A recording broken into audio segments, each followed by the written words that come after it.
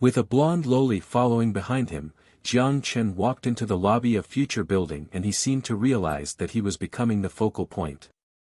Although the eyes of his employees were usually focused on him with his arrival regardless. But today, he felt that in everyone's eyes, in addition to the usual respect, there were some strange emotions, or rather, the desire for gossip.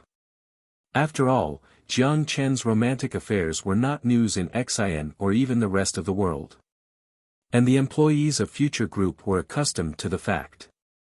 It was just the fact the girl following behind him seemed too young to be a mistress.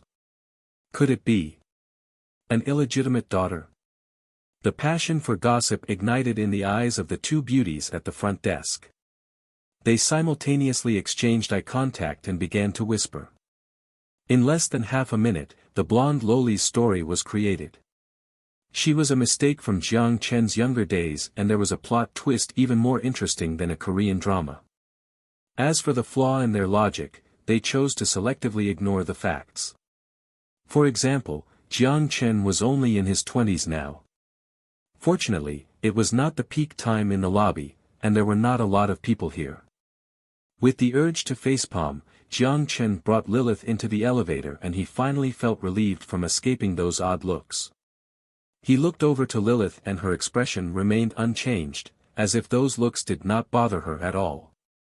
After they got into the elevator, her eyes stayed on the scene outside the floor-to-ceiling window of the elevator. She gazed at the outline of Koro City in the distance. The elevator rose, and the view outside the window became more and more open. She suddenly said, "What a beautiful city." Slightly shocked by what she said, Jiang Chen looked at her. Lilith noticed his sight, then sighed, as if she had already guessed his thought. "You don't have to think of me as a monster, I still have things like aesthetics." "I didn't mean that," Jiang Chen smiled. "I just feel a little surprised." Lilith did not respond, she just looked at the outline of Koro quietly. After a while, she didn't speak until the elevator stopped on the top floor. "I understand your surprise." The first meeting was the reporting of all departments of celestial trade, as well as budget. As in the past, everyone received only 10 minutes to speak, and everyone removed the unnecessary formality in their speech based on Jiang Chen's request. They tried to be as concise as possible in the report. Different from Future Group, in addition to the three major projects, space elevator, quantum communication satellites, and global power grids that could report a stellar financial performance, all other projects were either losing money or barely breaking even. But money wasn't important. After all, Jiang Chen's positioning of celestial trade was not to generate profit, and he never used KPIs as a criterion for evaluating the work of departments. For most of the non-profit sectors of celestial trade, compared with a good-looking financial reports, he valued other achievements. The second meeting was a seminar on the development planning of the Mars colony. The attendees of the meeting were mainly executives of the Celestial Trade Space Department, especially those leading the Mars project.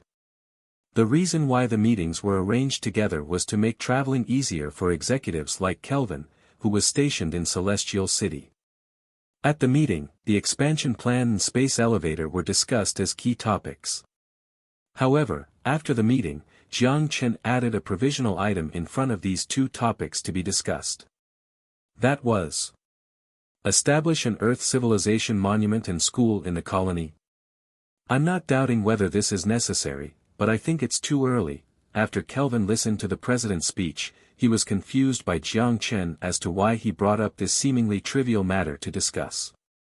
It's not too early. When he looked around at the Mars project executives present, Jiang Chen said in a serious tone, to strengthen the cultural bond between the colony and mainstream society, we must lay the foundation from the beginning, otherwise, there may be hidden dangers buried. The executives of the Mars project all looked at each other in shock and confusion. No doubt, from their perspective, the president's words were undoubtedly alarmist. Jiang Chen was not surprised by their reaction. After all, they didn't possess his ability to travel to another world, and they naturally would feel confused about the problems he brought up. The reason why celestial trade's development was compared to standing on the shoulders of a giant was not simply because the company possessed technology from the 22nd century. In addition to science, the mistakes made by that world's superpowers in their explorations were also great assets for Jiang Chen. He didn't intend to explain anything. As the president of celestial trade, he had the highest decision-making power. Whenever he would issue an order, there was no need to vote at all. Others could only make suggestions. The proposal was passed directly, and the next step was to discuss how to implement it. According to Jiang Chen's proposal, the Mars Project Department would budget $2 billion new dollars to build an Earth civilization monument, elementary and high schools in the Mars colony. At the same time, in the next batch of colonists, 40 teachers and 200 students of different age groups would also be brought on board. Does it make sense to send teachers and students to the colony? One of the executives asked, and how can we convince parents to send their children to Mars? In order to prevent age gaps in the colony, we need a relatively smooth and stable population age distribution curve to stabilize the social structure of our colony. They don't need to do anything there, they just need to stay there to finish their studies, then decide whether to stay in the colony or return to Earth. After highlighting this problem, Jiang Chen continued, as for the latter problem, this is also very easy to solve. Going to high school in the colony can provide students with additional points during the college entrance examination. I believe there will be many families willing to send their children there. As long as celestial trade reimbursed the cost of the tickets, perhaps even the entire family would move to Mars. In the next year, we will open flights to and from Mars and increase the population limit of the colony to 5,000. Compared with the current population size, this number indeed is several times larger. For the future development of the colony, I hope you will pay attention to the issues I have just emphasized. Jiang Chen was pleased as he saw all the executives' expressions begin to turn serious. Then he nodded. After a pause, he continued. The next topic is the space elevator. To turn Mars into our heavy industry base, a convenient means of transportation is essential. I believe that you have more intuitive data than I do, so I won't emphasize this again.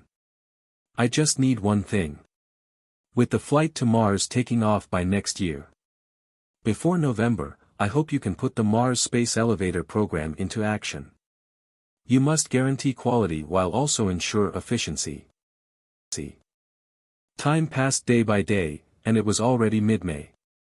Anticipated by the netizens around the world, the long-delayed epic sci-fi masterpiece, Galaxy Edge, suddenly revealed 2 trailers and a 30-minute live demo on the official website, which created widespread and heated discussions. In the first trailer, a huge fleet passed through the vast galaxy, marching toward the dark red nebula with unstoppable momentum, ready to destroy anything in its path. In the depths of the nebula, a group of weirdly shaped starships gradually appeared. No text or phrases. The collision between iron and blood between the two forces unfolded. Radon beams and kinetic weapons raged in the dim space, high-speed carrier-based starcrafts fought among the starships. The dance between light beams and electricity arcs, rendered with extreme details, ignited the passion hidden in the viewers. Everyone wished to be the captain of the starship at that moment, commanding the fearless class into the battlefield of destruction. The first trailer came to an end and the battlefield was illuminated by white clouds and the screen pulled further and further away. The BGM gradually slowed down after a sharp turn, symbolizing destruction, but also new life and hope. The second trailer was a land covered in magenta soil, filled with giant mushrooms. In this tropical rainforest composed of fungal plants, a group of soldiers, equipped with kinetic skeletons, followed by drones, marched forward. With large-caliber Gauss rifles in their hands, they carefully traversed through the rainforest. Behind them was a recently established colony, and in front of them were places that no one had set foot on. There may be endless opportunities buried there, or only death and barrenness. Suddenly, a group of bird-like Mars creatures was startled in the forest as they dispersed into the sky. A roar came from a distance, and all the soldiers took a couple of steps back with uneasiness. Their rifles were raised, alerted for any danger in the deep mist of the forest. Then a growl approached. Suddenly, a group of four-footed creatures charged out from the forest and clashed against the soldiers in the front. The soldiers in the back row immediately fired back against the alien species. As the size and number of the alien creatures gradually grew larger, vertical takeoff and landing fighters, all-terrain attack vehicles, and even space-based weapons deployed in orbit appeared one after another. The netizens were more and more pumped by the increasingly powerful weapons showcased. In the halo of the nuclear explosion, the film came to an end with the battlefield getting smaller and smaller. Until the end of the song, many people were still shocked by the magnificence of the battle. And the first thing they did after watching the video was not clicking the reply button, but instead, they rushed to the comment area and used their keyboard or holographic touch screen to share their excitement and shock. Tell me, is this not a recruitment advertisement for celestial trade? This is insane. After creating a world, is future technology creating a universe? Foo*K, we have to wait until the end of the month to play. I'm desperate to play this. Have you seen that 30-minute live demo? The combat system is unreal. I bought a limited edition game cabin for this game. The helmet experience can't satisfy me anymore. Oh my. Isn't the limited edition game cabin worth 100,000 XND? That's a luxury car. An internet company sold hundreds of thousands of luxury cars overnight, and the game used the physics system developed by Lilith, and an independent experimental quantum computer for information processing to recreate the physics in real time. While guaranteeing the entertainment and pace of the game, the design pushed the concept of realism to the extreme. In addition, unlike traditional online games, Galaxy Edge's upgrade system was mainly focused on unlocking technology trees, drawings, and modification of starships. Once a battleship was destroyed, it was permanently lost. It was for this reason that the death penalty in Galaxy Edge was extremely punishing. Of course, this did not mean that once the ship is destroyed, there was no compensation. The default setting was that all ships automatically purchased insurance. If a ship was lost because of a black hole, an insurance company compensated the owner for 50% of the loss. If the ship was destroyed due to war in the explored area, it compensated for 30% of the loss. In addition, the clone setting allowed all dead crew members to resurrect in the home port. At the same time, unlocked technology certificates and weapon drawings were not lost due to ship explosion. As long as there were sufficient funds, players could start from the mother star again in a short amount of time and set sail on their starship again. In addition to the starship being core to the game, future technology also designed many additional elements that are equally as entertaining. For example, high-end players could also set up mining companies, operate space stations, and even build their own space colonies to form a huge army with other players.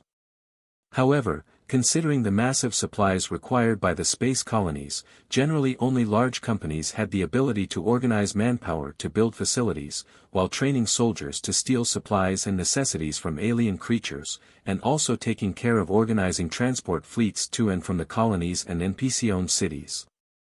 In addition, for players not interested in exploring, they could also choose from a wide variety of professions, or focus on the development of characters. The players could even play the game as a first-person shooter or treat it as a role-playing game. The players could become a part of a mercenary and participate in a certain force's operations against alien creatures and other colonies. Or they could become an adventurer into the unknown universe and pilot a fast and flexible single-person fighter to explore the mysteries of space or a planet that no one has ever set foot on. Galaxy Edge inherited the previous game design experience of Future Group with a focus on organic player ecosystem. Everything in the world existed in a dynamic setting, and evolved as players make choices in the game. This dynamic system matured in Godly Land, and after further upgrades from Lilith, the system improved further. After he had watched the 2 trailers and a 30-minute live demo, even Jiang Chen was itching to play. In addition to the live demo that made science fiction fans around the world eager to play, Future Technology finally announced the game was going online on May 31st, based on the continuous success of Future Technology in large-scale VR online games. Experts in the industry consensually gave very high ratings for the MMORPG yet to be launched. Even IGN, known for its critics in the industry, gave a rare 9.9 score to Galaxy Edge before the game even launched. As for the reason, the animation and music are impeccable, and the gameplay is something never been tried before. These are reflected in the actual demo, and will not go into details.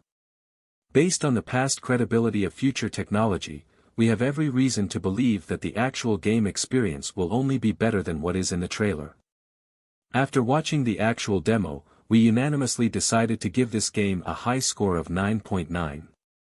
If it turns out that our decision was wrong, I will eat both my helmet and keyboard. An epic online adventure, Future Technology debuts another masterpiece, pushing the limits of games to the edge of the galaxy.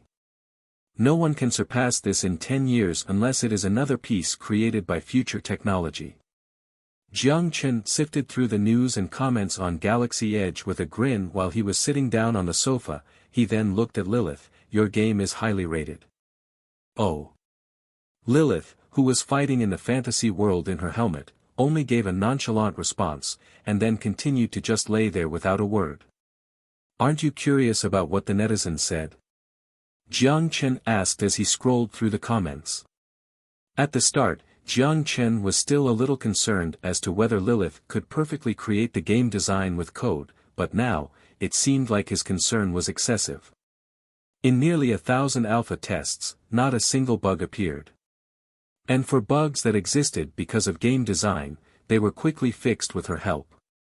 In less than a week, Lilith not only completed the remaining development work but also upgraded the existing game development tools of Future Technology. Lilith's inhumane work efficiency was simply incredible. I've seen them. Although her expression did not change, Jiang Chen could still feel that Lilith was in a good mood. As for why, he was not very clear. Probably just a feeling. In addition to Lilith's work, Future Technology employees were also capable. The carefully tailored trailers perfectly illustrated the charm at the edge of the galaxy to all the netizens around the world. With 500,000 limited edition game cabins worth $100,000 XND made available, they were instantly sold out by the next day. After all costs were removed, the sale generated a profit of more than $30 billion XND. Even when compared to the wealth Jiang Chen has already accumulated, the shocking profit still excited him. If it weren't for the product to be marketed as limited edition, the idea of making another 1 million units to satisfy the shopping desire of old and new money around the world really tempted Jiang Chen. There are more than 500 million potential players worldwide, and it is estimated that the number of people who will log into the game on the first day will exceed 300 million. Our promotion effort is very successful. As long as the quality of the game itself can reach 80% of the demo, this will become an inexhaustible gold mine. Today was a rest day. As she leisurely sat under the shade of the umbrella on the balcony, Xia Xiyu reported her work while drinking her coffee. The actual demo only showed the tip of the iceberg. Jiang Chen smiled.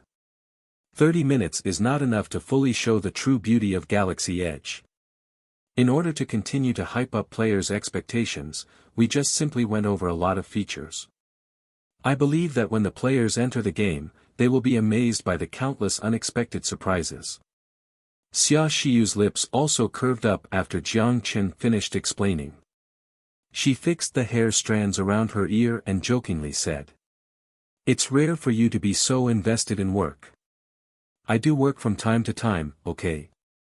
Jiang Chen rolled his eyes and spread his hands helplessly. "It's just that my work is mainly concentrated on celestial trade. For Future Group, I have to count on you. Speaking of which, what's going on in the Mars colony?" After Xia Xiyu took another sip of the rich coffee, she gently placed the coffee cup on the plate and asked. "Mine 071 has been recovered, and more than 11 nests have been destroyed. The swarm's attack is gradually collapsing under the tires of our new equipment. Engineers have begun to strengthen the support structure of the ruins. The current progress is going well, and it won't be long before we can make the ruins of Gaia's civilization reappear, Jiang Chen responded. Is that so? Xia Shiyu's mood was also cheered up because of Jiang Chen's content mood, then she added, what about SS Origin? SS Origin? I remember 2 days ago that it safely passed the asteroid belt between Mars and Jupiter. It is now moving towards Jupiter at 1,000th of the speed of light. Once it reaches Jupiter, Origin will try to use the slingshot effect to accelerate, and it theoretically can exceed the maximum speed threshold, but there are also risks involved with this decision. After all, no one knows whether the acceleration method applicable to small starships is applicable to large starships. Jupiter? It feels very far away.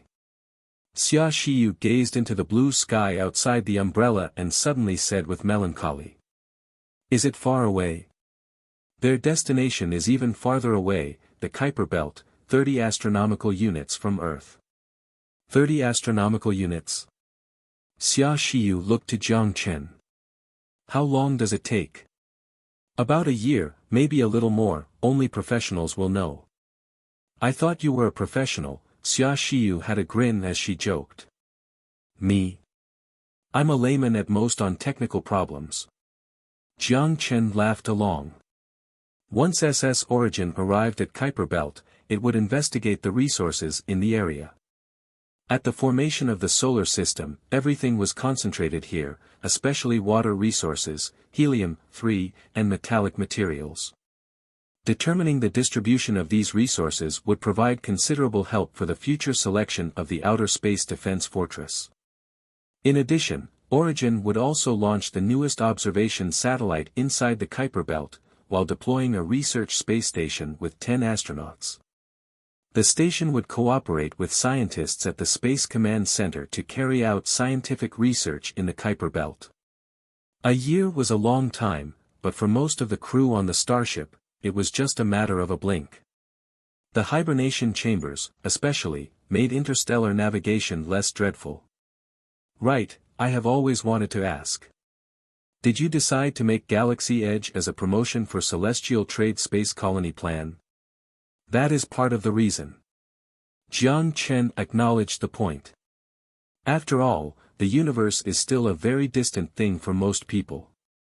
After the incident in Finland, people started to look up more, but that's not enough. To take our steps further, we must ignite everyone's desire for the brave new world. Jiang Chen then smiled. I think the game is a great choice. It just so happens that we also have the Phantom Helmet that can use VR to show the true beauty of the universe to people around the world. Chapter 1294 Galaxy Edge launched. On May 30th, with much anticipated expectations, Galaxy Edge's icon officially appeared in the list of Phantom applications. The icon was available after the application was preloaded. Based on the statistics of the Future Technology Operation Department, in less than an hour after the preload was made available, more than 50 million users preloaded the game and entered Galaxy Edge through their Phantom Helmet or VR game cabin. Future Technology was under extreme load due to the high amount of traffic. It responded by urgently adding a quantum computer as a server to alleviate the download demand. Fortunately, the signals of the 32 quantum communication satellites already covered all continents except for Antarctica. Otherwise, the huge data transmission may create another headache for Future Technology. In less than 2 hours, the number of preloaded users easily exceeded the 100 million mark, and the number still increased at an exponential rate. By noon, the number of users already reached an incredible 300 million. It was only till now did the upward trend ease. By the end of the preloading in the early hours of the day, the number of preloaded users worldwide reached an astounding 500 million. It seemed that there was no suspense for Galaxy Edge to break the record set by Godly World. However, for game designers, their tensed mind could not be rested before they witnessed this moment in person. The night outside the window was dark, but the meeting room on the 50th floor of the future building was still lit. This meeting room was now occupied by the staff of the Galaxy Edge Project Department. Dozens of executives and technical backbones of the planning group, operation group, and technical support group were sitting in front of the conference table. They nervously stared at the large holographic screen in front of the conference room. An hour after the end of the preload, that was, at 1 a.m. on May 31st, Galaxy Edge would officially launch, and all the eager players would flood into the game world they built. At that time, could the number of simultaneous online people break through the record set by the godly world, and would their project create new glories for future technology? All the questions would be answered at that instant. Become a joke or become a legend, it was decided in this very moment. The project director went to the open window, and lit his 12th cigarette for the day, which had reset its counter when the clock turned to 12 in midnight. The leader of the planning team rubbed his fingers repeatedly and circled around the conference room. The head of the operations had been to the toilet for the 7th time because he almost drank all the coffee in the conference room. Even the CEO of Future Technology, the veteran Ning Huajian, who had come all the way from Shanghai with Jiang Chen, also stood in this 50-square-meter conference room and accompanied his staff through this nervous and exciting moment. Finally, the clock on the wall of the conference room crossed the 1 o'clock moment. Almost instantly, the number on the holographic screen jumped from 0 to 10 million. Everyone's heart pumped violently when that number changed. But this was just the beginning. In just 1 minute, that number doubled. Everyone's heart jumped to their throat and never came down. 20 million. The number of online users exceeded 20 million in 1 minute. The number of simultaneous online users exceeded 50 million. It took 5 minutes. 100 million. 100 million. We broke the record. The leader of the operation group exclaimed, igniting the emotions of everyone in the meeting. Record-breaking. The legend that godly world once created had been rewritten by their records. The number of online users on Galaxy Edge easily exceeded 100 million, and at this moment, the momentum was leaping toward 110 million. Server 1 is running normally, turn on server 2. Now. The leader of the technical team called the technician in the server room, and his calm voice trembled with excitement. Enthusiasm was written all over his face, and when he saw the line on the holographic screen, the rock in Ning Huajian's heart finally dropped. He looked at his subordinates who were still fighting in their position and encouraged everyone in the room with a thrilled tone. Focus, let's not fall asleep now. Ha, who can sleep? This is more refreshing than analgesic oil. Lilith, who was on the sofa in the living room, was also closely following the numbers. Although she didn't say anything, Jiang Chen could still feel that as a game designer, she still cared about other people's evaluation of this game. Jiang Chen sat next to her and looked at the constantly growing number from the holographic screen hovering above her hand. An hour had passed. After the number of players broke through the 300 million mark, the increase had slowed down. When this number reached 350 million, Jiang Chen was both impressed and moved by this number. Our game has more people online than the third most populous country in the world. That's the data from 4 years ago. If you look at the latest population data, 350 million can be ranked in the top 5 in the world. Lilith corrected Jiang Chen with her usual emotionless state as a stream of data appeared in her eyes.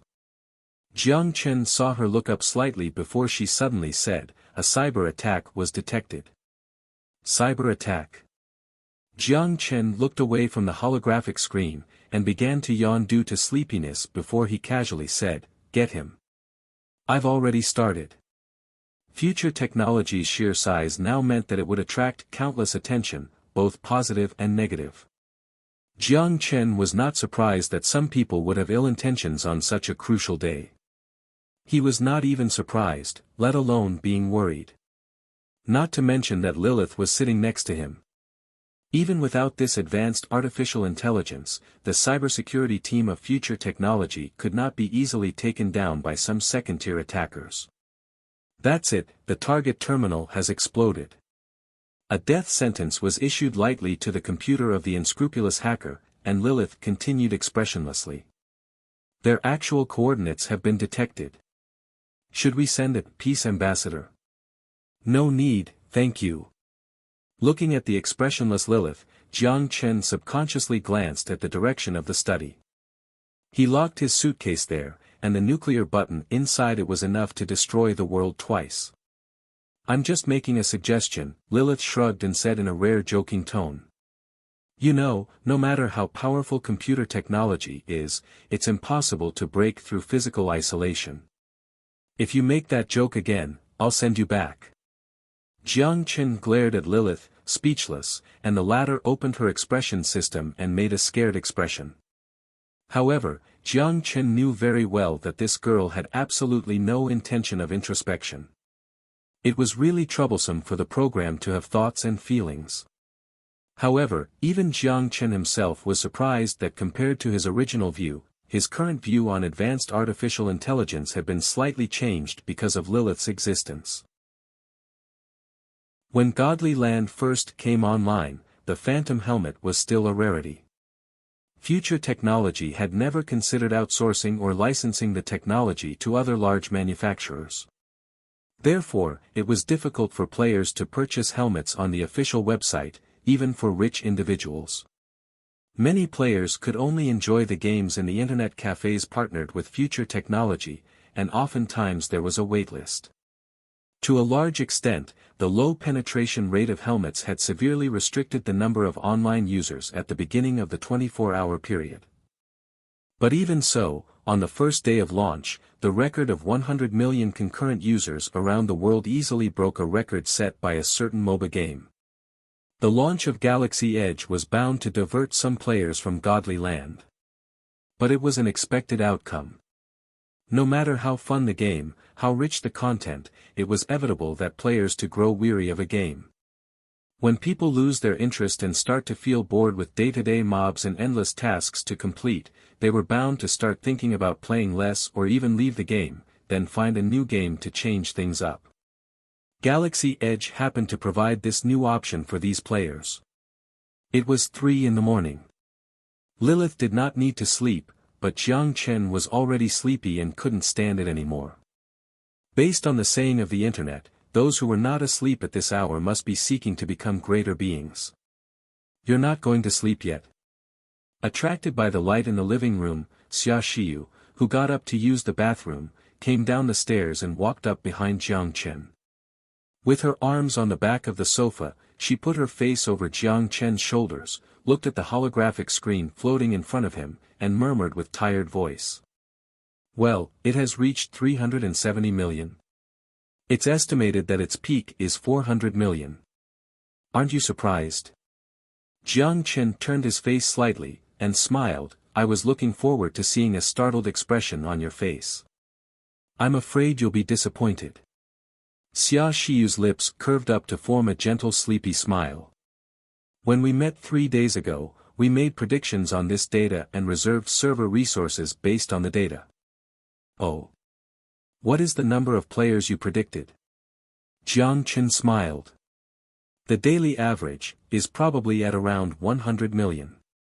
As for the peak number, if you don't consider expansions and in-game events, it is probably the number you will see.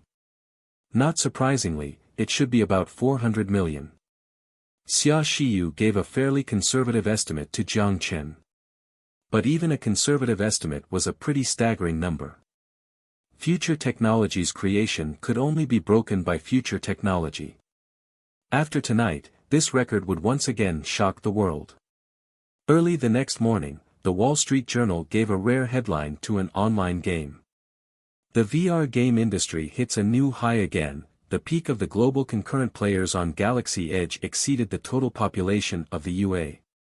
The UA population exceeded 400 million in 2020, and as of 4 a.m. on May 31st, the number of online users had already exceeded the 400 million mark with the influx of players from other time zones.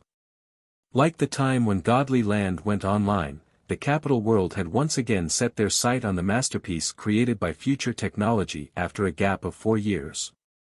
In this era where traffic is king, this astounding number of players meant money. Wall Street analysts valued Galaxy Edge at more than $100 billion. Whether this valuation was accurate or justified remained a debate, but the valuation was just the tip of the iceberg for the capital world's interest in this game. It was not just the Wall Street Journal. 80% of the world's media, on the first day of June, reported on the miracles created by Galaxy Edge. On the official website of Galaxy Edge, hundreds of articles on game strategies and experiences in different languages appeared in the newly opened official forums.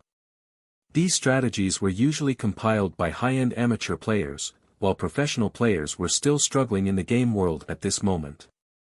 Because there was no internal test on Galaxy Edge, naturally there were no internal beta players with first-hand information. Everyone was in the exploration stage of this game, and everyone's starting point was the same. Whether someone could create a gap with other players was dependent on the first 24 hours. In order to respond to emergencies and urgently repair possible bugs, the staff of Future Technology was almost next to their computers and servers in shifts, as they meticulously monitored all the news in-game and on official forum in real time. Soon, it was noon, and the team leader who had just brewed himself his 14th cup of coffee returned to the conference room. It just happened to be at this moment, the staff of the operation team around the computers exclaimed. "What happened?" The team leader walked up to the staff with his coffee in hand, as he looked at the laptop screen. The page on the screen was the official forum of Galaxy Edge. In the chat section of the official forum, a post gained tens of thousands of visitors in just 10 minutes. The first Seagull-class starship in the game, not much to say, just see it yourself. After he saw the title of the post, the team leader took a second to process this information before he snagged the mouse, and scrolled down to look at the post below it. "What the, good lord, is this your ship? This is insane. It only took this long before the first 500,000-ton starship is created. I don't read much, so don't lie to me.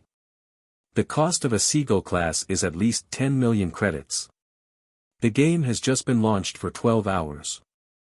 How come you have tens of millions of credit points? I just completed a hidden reward task, and it only rewarded me with 200,000 credits. Lowly requesting to play with you.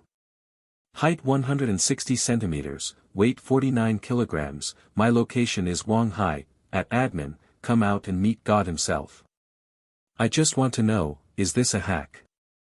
The commenter above must have been kicked by a donkey. When did a hack ever exist in a Future Technology game? How many years have Godly Land been running? Have you heard of hacks? Is it an NPC ship? No, it doesn't look like it. If it is an NPC ship, the flag should be the Earth Federation flag. Someone posted a picture on the official forum. The first Seagull-class starship has been created. It was posted in the Mandarin section of the forum. It should be a player in Hua's region. Xiao Zhang looked at his team leader and said with a serious expression. The team leader frowned. Based on the settings of the game, all players had an empty, single-person aircraft at the start. They could mount a mining module to mine, install an attack module to participate in story missions to obtain credit points in the battle with interstellar pirates, or head to the colonies of the Earth Confederation to participate in ground warfare. According to normal game flow, players could get their first 100,000-ton starship after 72 hours of game time and start their own Star Trek journey. A 500,000-ton Seagull. It was undoubtedly a bit too powerful for the start of the game. Even if he had complete faith in his colleagues at the technical team to not make any mistake, could not help himself but to suspect that a major bug appeared in the game. With this thought in his mind, he did not dare to hesitate, immediately took out his phone, and called the technical team leader. When the news reached Jiang Chen, it was already 3 o'clock in the afternoon. Jiang Chen was also confused about how the players in Hua region created a Seagull class within 12 hours. Jiang Chen came to see Lilith, who was lying on the sofa and observing each player, and asked her about it. Lilith quickly answered his confusion. The player who built the first Seagull-class starship is the chairman of an online gaming club called Honor of Souls.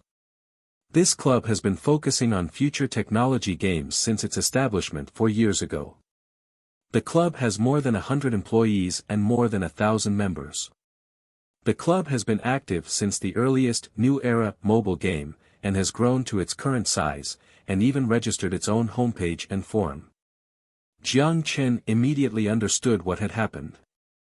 This situation was also common in other games. At the beginning of the game, everyone's funds would be concentrated on a few core members. Then these members quickly leave Tutorial Island and secure the top positions on the leaderboard. Once they've established their own clan, they would go back and give resources to the players who initially contributed to them. In online games that emphasized economy and resources, such as Galaxy Edge, the benefits of being able to own a transport ship in the early stages were undoubtedly huge. At this moment, no player had switched their profession to pirate, and trips between cities of the Earth Federation could easily accumulate a large amount of funds and continue to expand their advantages. Although this play style would somewhat disrupt the game's balance, it was within the allowable range of the game rules, so the operation team did not intervene. In fact, I had thought it was your ship. Jiang Chen, who had understood what was going on, looked at Lilith on the sofa and joked. Participating from the beginning of the game would affect the balance too much. I will go in after half a year to see. Now I am focusing on godly land, Lilith, with the helmet on, said emotionlessly. Compared to being the #1 player in the game or getting some kind of achievement, she emphasized on the game itself, especially the fun of participating in human social activities. After all, monetary gains or personal honors were meaningless for an advanced artificial intelligence. Simply put, her gaming attitude was more similar to casual players. Except she was the overpowered kind of casual player.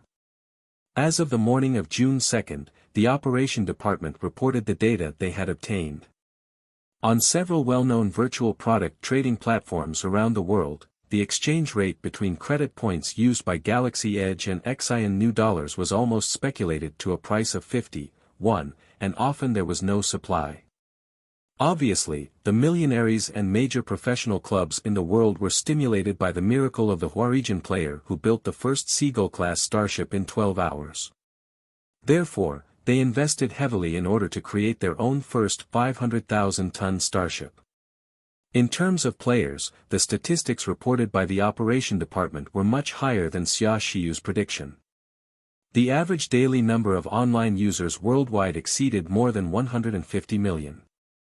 The insights generated by the operation team's analytics concluded that it may be related to the recent development of space resources, which happened to be a hot global topic. After Jiang Chen told Lilith to oversee Galaxy Edge's progress, he quickly refocused his work on celestial trade. Just 2 days ago, a cargo ship full of arms had set off from Ange Island to Madagascar in southern Africa. Since the fall of the Rothschild family, Madagascar's political situation had been under the control of celestial trade. At this moment, in the military base celestial trade had snatched from Aero Company, more than 10,000 mercenaries of different skin colors had been assembled. These people were all outside of celestial trade's establishment, however, they were considered celestial trade's foreign reserve. Celestial trade's regional influence had been gradually expanding since the Dnieper offensive in Ukraine last year. Therefore, celestial trade can no longer use the name of a private military contractor as a cover for diplomatic immunity. No one was stupid, and the international community gradually recognized celestial trade as the armed forces of Xian. Under such circumstances, if celestial trade decided to parachute soldiers with kinetic skeleton from the synchronous orbit to another country, it would have to withstand diplomatic and political pressure from the international community. As a result, these non-staff personnel, who were originally regarded as reservists at foreign military bases, once again had a part to play. These mercenaries were mostly African with a small number of white natives of Madagascar or South Africa. For those who were living below the poverty line, the citizenship of Xian and the official employee status of celestial trade were two things they dreamt of. They were willing to risk their lives on their pursuit. Although they were not protected by kinetic skeleton, and they could not use the Reaper assault rifle with superior functionality, the E-level genetic vaccine had already brought them a lot of advantages. Future military had also designed some low recognition but quite practical high-tech equipment for them to enhance their combat effectiveness and battlefield survivability. The size of this unit was less than 20,000, and it usually appeared in hotspots around the world. It performed some dirty work that was not convenient for Celestial Trade's regular army to execute. For example, their next stop was Syria.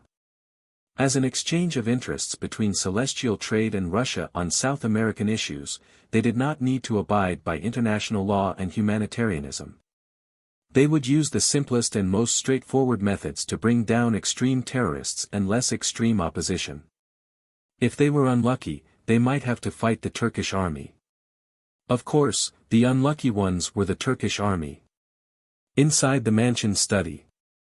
After Aisha knocked on the door gently, she walked to Jiang Chen's desk.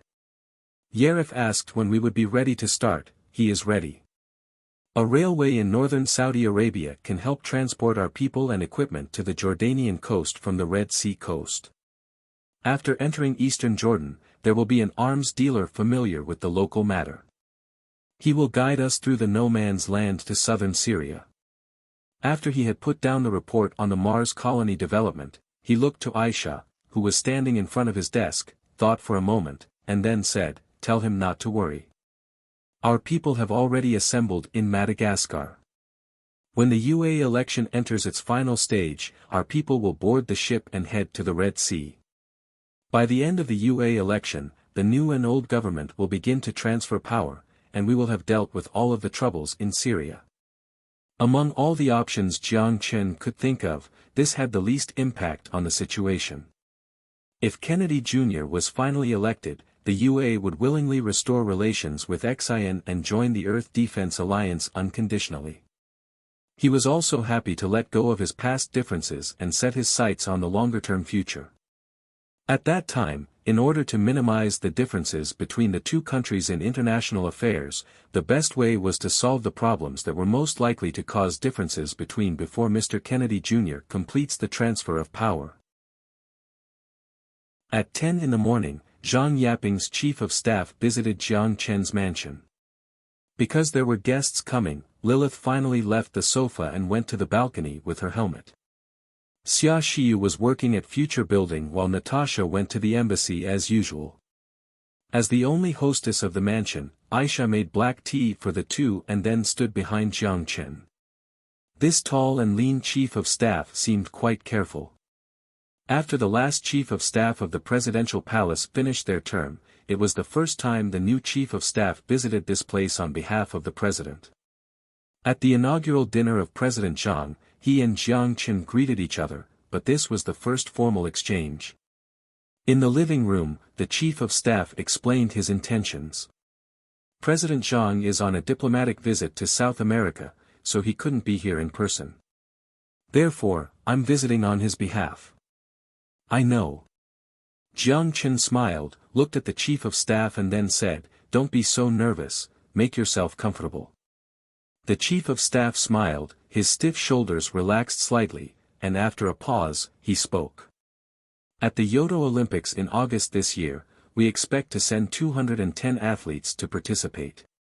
President Zhang wants me to ask you for your opinion on attending the opening ceremony. In general, the decision for leaders to attend the opening ceremony also reflected the diplomatic relations between the two countries. On issues that involved diplomatic strategy, Zhang Yaping usually asked for Jiang Chen's opinion. For example, Zhang Yaping's visit to South America was carried out under the direction of Jiang Chen. On the surface, it was to push for XIN's enterprises in the South American market. In fact, it was a strategy designed to pave the way for Celestial's global power grid to enter UA's backyard. Jiang Chen responded with a polite smile, and said softly, "I don't have any opinions. Since they have been actively seeking to participate in the Earth Defense Alliance and corrected the mistakes they have made, then we might as well show some appreciation." The chief of staff was slightly caught off guard, but he quickly smiled too. I understand what you mean. Is there anything else? Jiang Chen asked with ease as he leaned back into the sofa while looking at the Chief of Staff. There is one more thing. With a nod, the Chief of Staff's expression turned more serious. Just 2 hours ago, we secretly met with the confidants of the opposition leader in Colombia at the XIN embassy in Ecuador. With economic growth brought by the global power grid and the promise of another space elevator, Ecuador was the only South American country friendly to XIN in celestial trade. Jiang Chen was not surprised that the Colombian opposition was able to enter Ecuador and meet the delegation of XIN. What really surprised Jiang Chen was that the Colombian opposition chose to contact them during this sensitive period. Oh. Jiang Chen responded as a frown slowly formed. What did he say? He brought a warning from the Colombian opposition. With a solemn look, the Chief of Staff said, the CIB is planning a murder against President Jiang. According to the information he provided, a Mexican drug cartel and a UA Colombian will be involved in the murder, and it is expected to take place when the XIN delegation arrives in Colombia, and this will be planted on the Colombian conservatives. There was a moment of shock that appeared in Jiang Chen's pupils, then he turned to Aisha, who was behind him. Aisha responded to his look by shaking her head gently, indicating that she had not received any intelligence. Jiang Chen then focused on the Chief of Staff again, his index finger lightly tapped on the armrest of the sofa and fell into contemplation. It was a serious accusation to state that the CIB was planning the murder of President Jiang. If the situation turned out to be true, it may potentially escalate into a war between the two countries. However, there were two doubts that troubled Jiang Chen. How could the Colombia opposition party possess intelligence that even the ghost agents did not receive? If the information was true, then another question would arise. Why would the CIB choose to strike XIN's leader at this time? Is the Colombian opposition lying? In order to prevent contact between XIN and the current Colombian government? There was indeed such a possibility, and the possibility was not small. After all, the life and death of the Colombian opposition depended entirely on celestial trade's attitude towards the current Colombian government. The one party that did not want XIN's delegation to visit Colombia was the opposition party ready to revolt. But do they really dare to lie? With these thoughts in mind, Jiang Chen's frown turned deeper. He felt there was more to this. Seeing that Jiang Chen was not responding, the Chief of Staff gently coughed and asked. President Jiang asked me to seek for your opinion on whether we should adjust the delegation's visit to Colombia.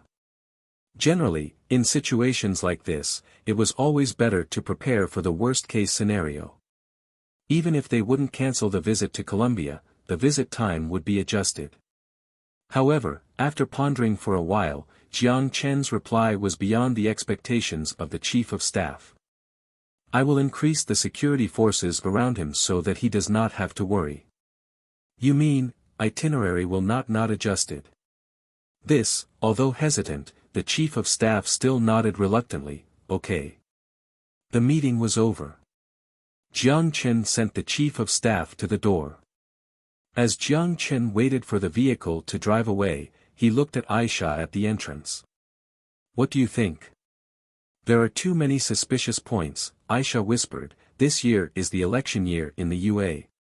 Even if they want to provoke a war, they will not choose this time. In addition, if it is the Hill government, they are now shifting their strategy to a conservative one, and it is unlikely that they will make such a risky move. Jiang Chen nodded. He shared the same thought. He did not think that after facing countless failures, the CIB would still be so certain that their plan would not be discovered by ghost agents. Just a few months ago during the spy war in Nippon, they should have thoroughly learned the true strength of ghost agents. Is it Morgan? No, it's impossible. Although they would become the beneficiary of the war, they were definitely not referring to a war with unclear outcomes or even consequences that they could not bear. I will immediately send someone to South America to investigate this matter, and at the same time be responsible for protecting Zhang Yaping's safety, Aisha said softly. The investigation is going to have to trouble you.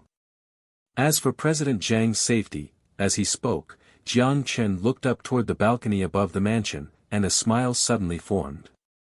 I know just the right person. South America, XIN Embassy in Ecuador. Because of the time difference, it was still late at night. Zhang Yaping finished the meeting with the representatives of the Colombian opposition, and without having the time to take off his suit, he was pacing back and forth in the reception room while constantly looking up at the clock on the wall. The moment he learned that someone was planning his murder, and it was being plotted by the infamous CIB, he was furious and shocked. Although it was not the first he received a death threat, it was the first time he received a death threat from a third country during his diplomatic visit. Finally tired from pacing around, he walked to the sofa in the reception room and sat down. Pressing his fingers on his temples, Zhang Yaping closed his eyes with a headache. While digesting a mess of emotions, he suddenly had a moment of realization as his closed eyes opened, showing a color of confusion. Why me? It would be impossible for the CIB to not be aware of the political environment of XIN. Although XIN supported a universal suffrage system, everyone was aware that without the support of celestial trade, he would not be able to win this election. With the support of big data, Future Group could accurately push specific news to specific people. Under such circumstances, even if everyone was satisfied with their vote, the final result of the vote would match the interest of celestial trade. To put it bluntly, he was a puppet of celestial trade. What would be the use of assassinating a puppet? If he died in South America, the vice president would immediately be able to take over in XIN. Other than causing the people of XIN to mourn and be angry, his death would not cause any disruption to the stable political environment in XIN. Does the CIB want to provoke a war? Filtering through these thoughts, Zhang Yaping revealed an odd expression. If all conditions were to be met, the most likely answer obtained was the least likely possibility. Just then, his assistant knocked on the door of the reception room and walked in quickly with the phone. Sir, it's a call from the presidential palace. Snatching the phone from his assistant, Zhang Yaping hurriedly asked. What did he say? The voice on the other end of the phone hesitated and then responded in a quiet voice. He said he will increase the security around you, so you don't have to worry. How can I not worry? With his face gradually turning pale, Zhang Yaping gulped. That is to say, the itinerary for visiting Colombia remains unchanged? Yes. He hung up the phone. Collapsing into the sofa, Zhang Yaping looked at the phone in his hand with a wry smile and threw it to the assistant, who hurriedly caught it. Mr. President. The assistant looked at him with some worry. It's nothing. Zhang Yaping loosened the tie around his neck and waved at him. Go do your thing. Yes. The assistant nodded respectfully and turned to leave the room. The reception room had returned to its previous silence. Inside the empty room, Zhang Yaping buried his face between his palms, took a deep breath, and sighed with a headache. This is pushing me into the fire pit. Early the next morning. At the suburb of Langley, near the capital, was the CIB building during working hours. It was as busy as ever. A CIB agent in a suit knocked on the director's door and then walked in. He went to Henry Wilmot, who was drinking coffee and reading newspapers. What's the matter? My dear Mr. Baird. Without taking his eyes away from the newspaper, Henry asked in a relaxed tone as he read the latest report on the election on the Washington Post. Since Kerry's defeat, he had nothing to do. Since he already made a mistake for choosing a side once, he did not plan to make another mistake. As long as Hill, who he sabotaged previously, did not get elected, he could stand in the middle and not make any enemies. As for the historical grudges of the Kennedy family and the CIB, they all belonged to the older generation. Well, tell me what happened to make you look so rise so early in the morning?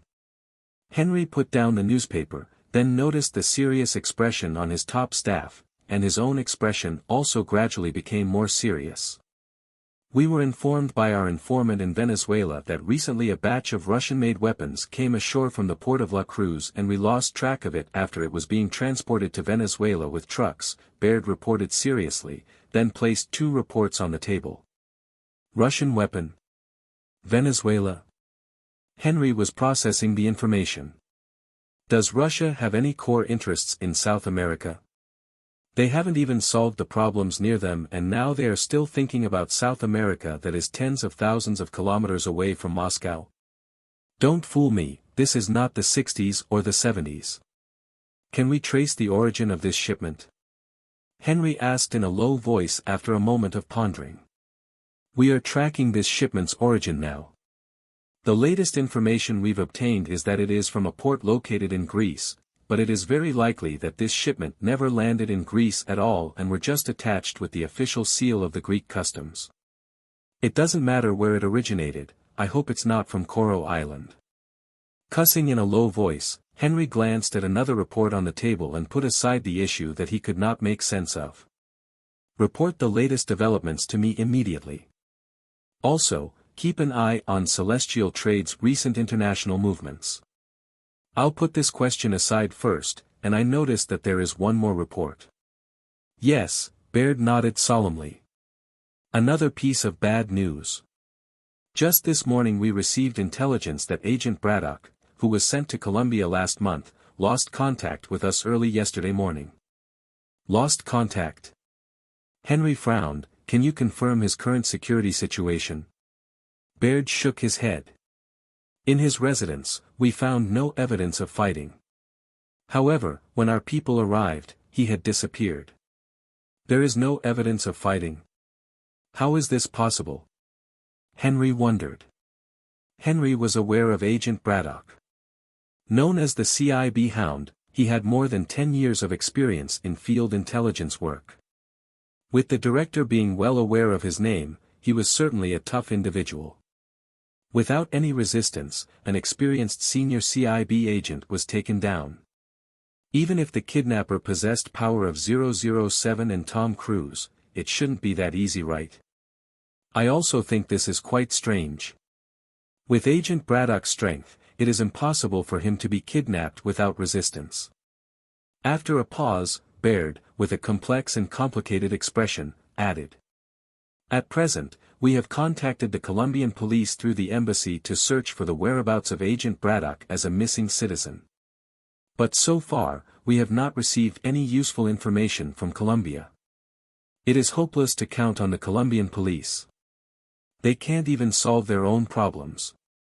With a serious frown, Henry thought for a moment, then looked to Baird. What is the mission Agent Braddock handled before his disappearance? Tracking down a batch of drugs imported from Florida and a drug cartel active in Colombia and Panama, Baird replied immediately. A drug cartel? Henry was dumbfounded again. If he was kidnapped while following KGB agents or ghost agents, he could understand. However, a drug cartel, how is that possible? What was with today? How come strange things were happening one after another? Henry subconsciously looked at the calendar on the corner of the table, and his eyebrows twisted together. Damn it, today is not April Fool's Day either. The moonlight was pristine. On the border between Ecuador and Colombia, an off-road vehicle colored in military green was parked on a hilly slope. A dense tropical rainforest faced the hill and a river only about knee-deep bisected the rainforest into two. One side was Ecuador while the other side was Colombia.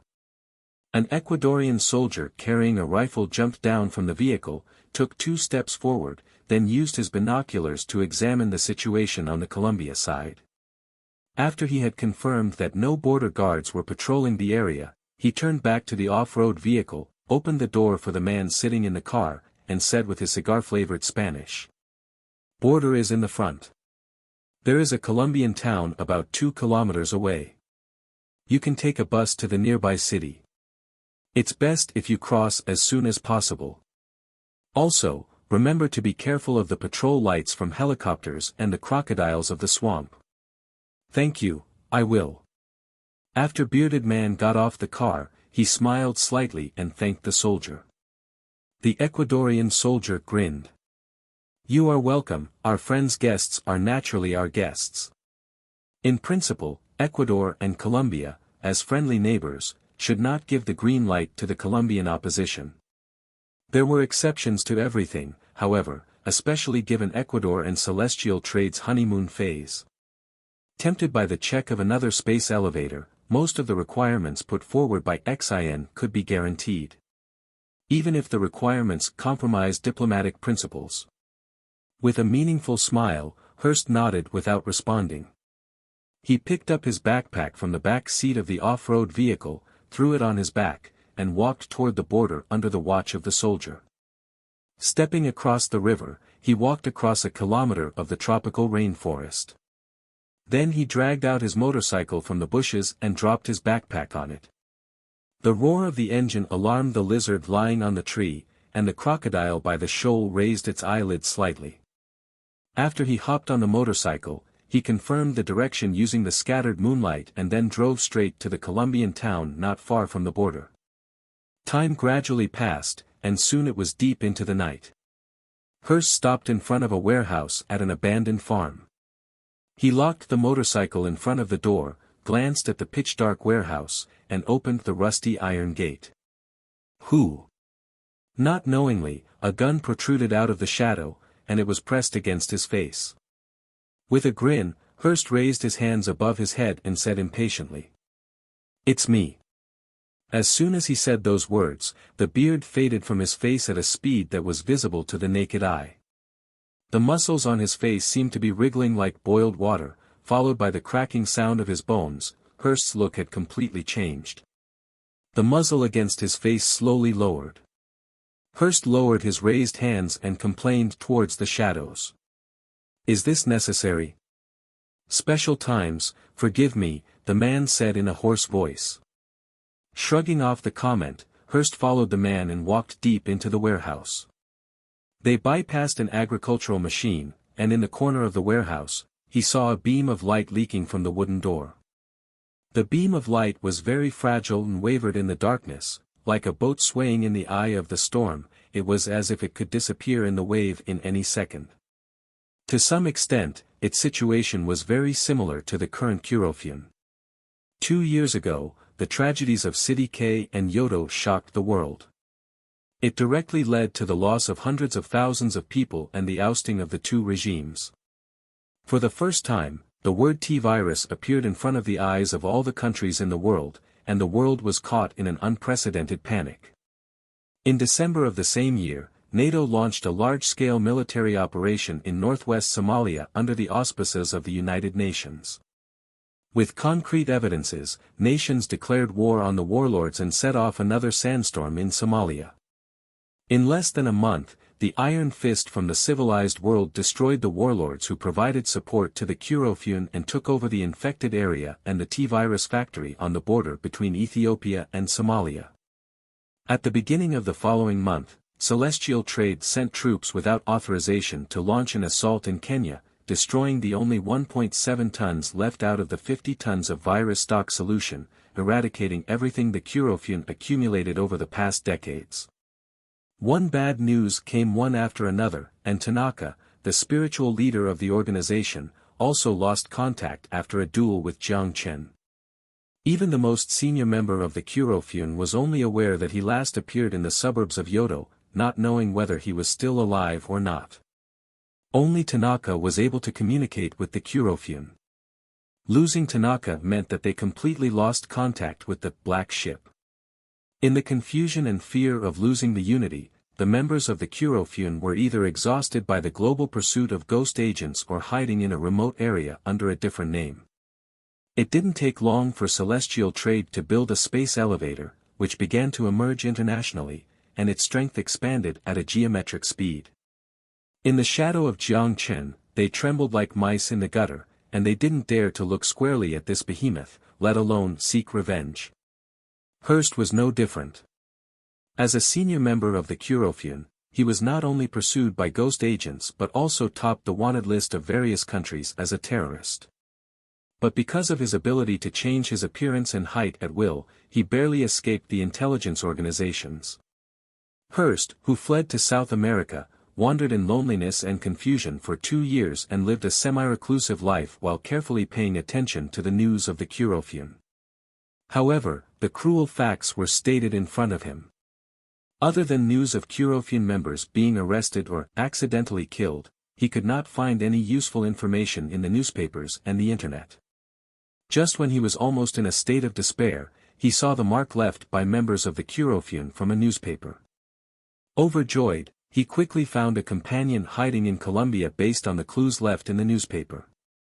Not only he escaped the pursuit of the ghost agents, but 3 other companions did as well.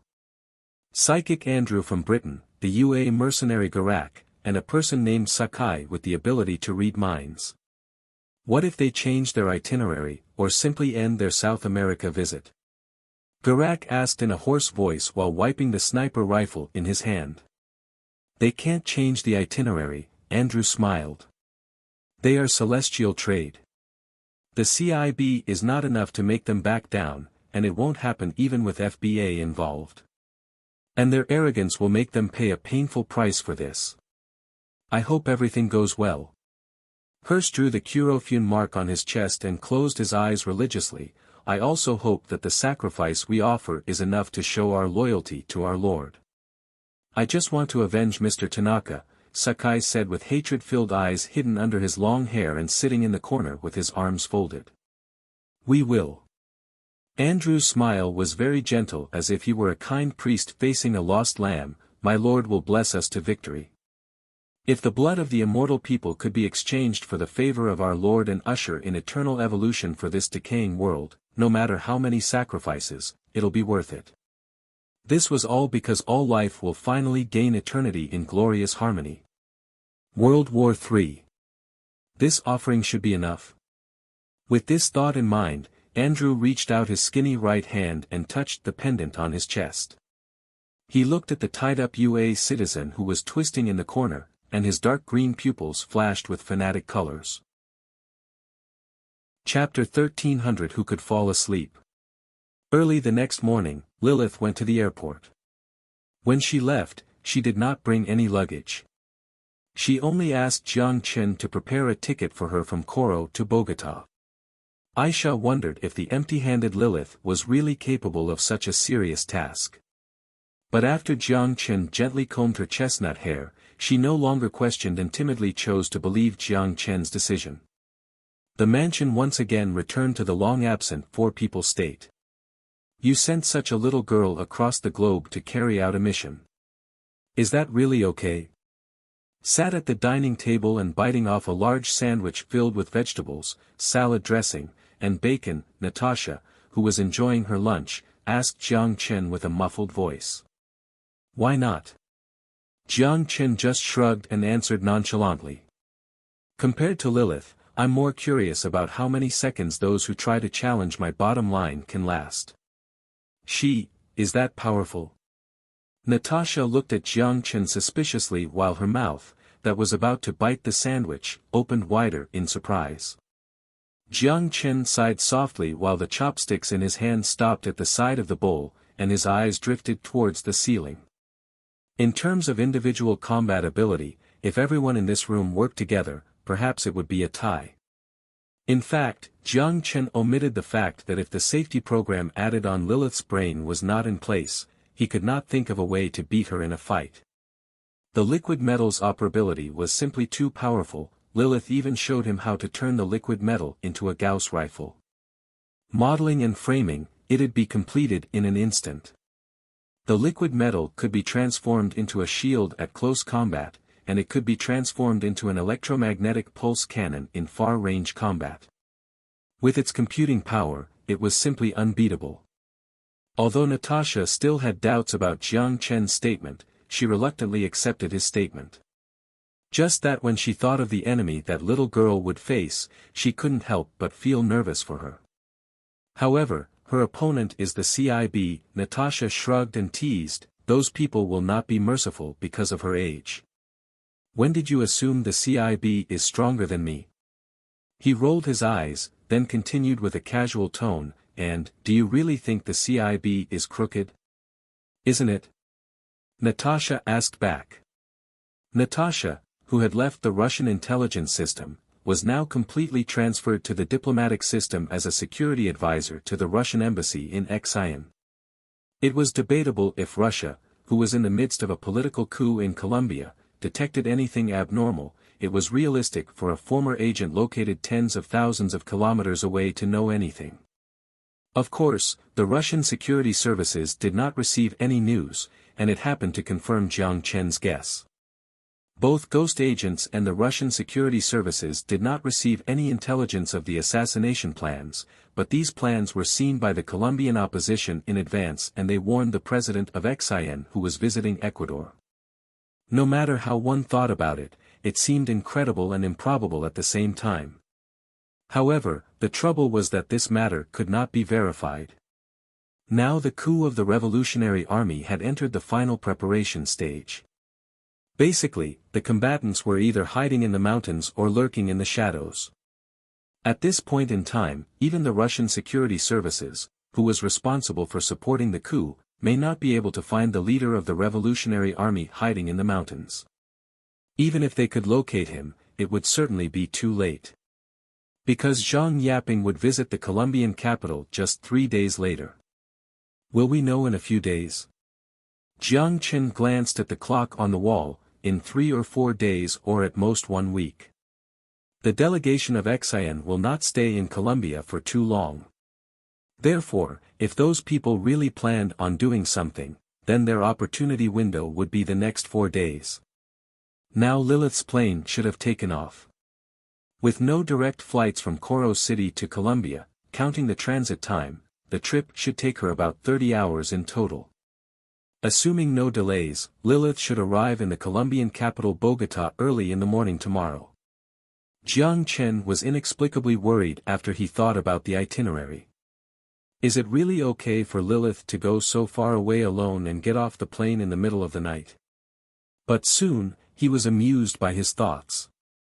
What a joke, Lilith is the advanced artificial intelligence of the 22nd century. It must take at least a division to threaten her.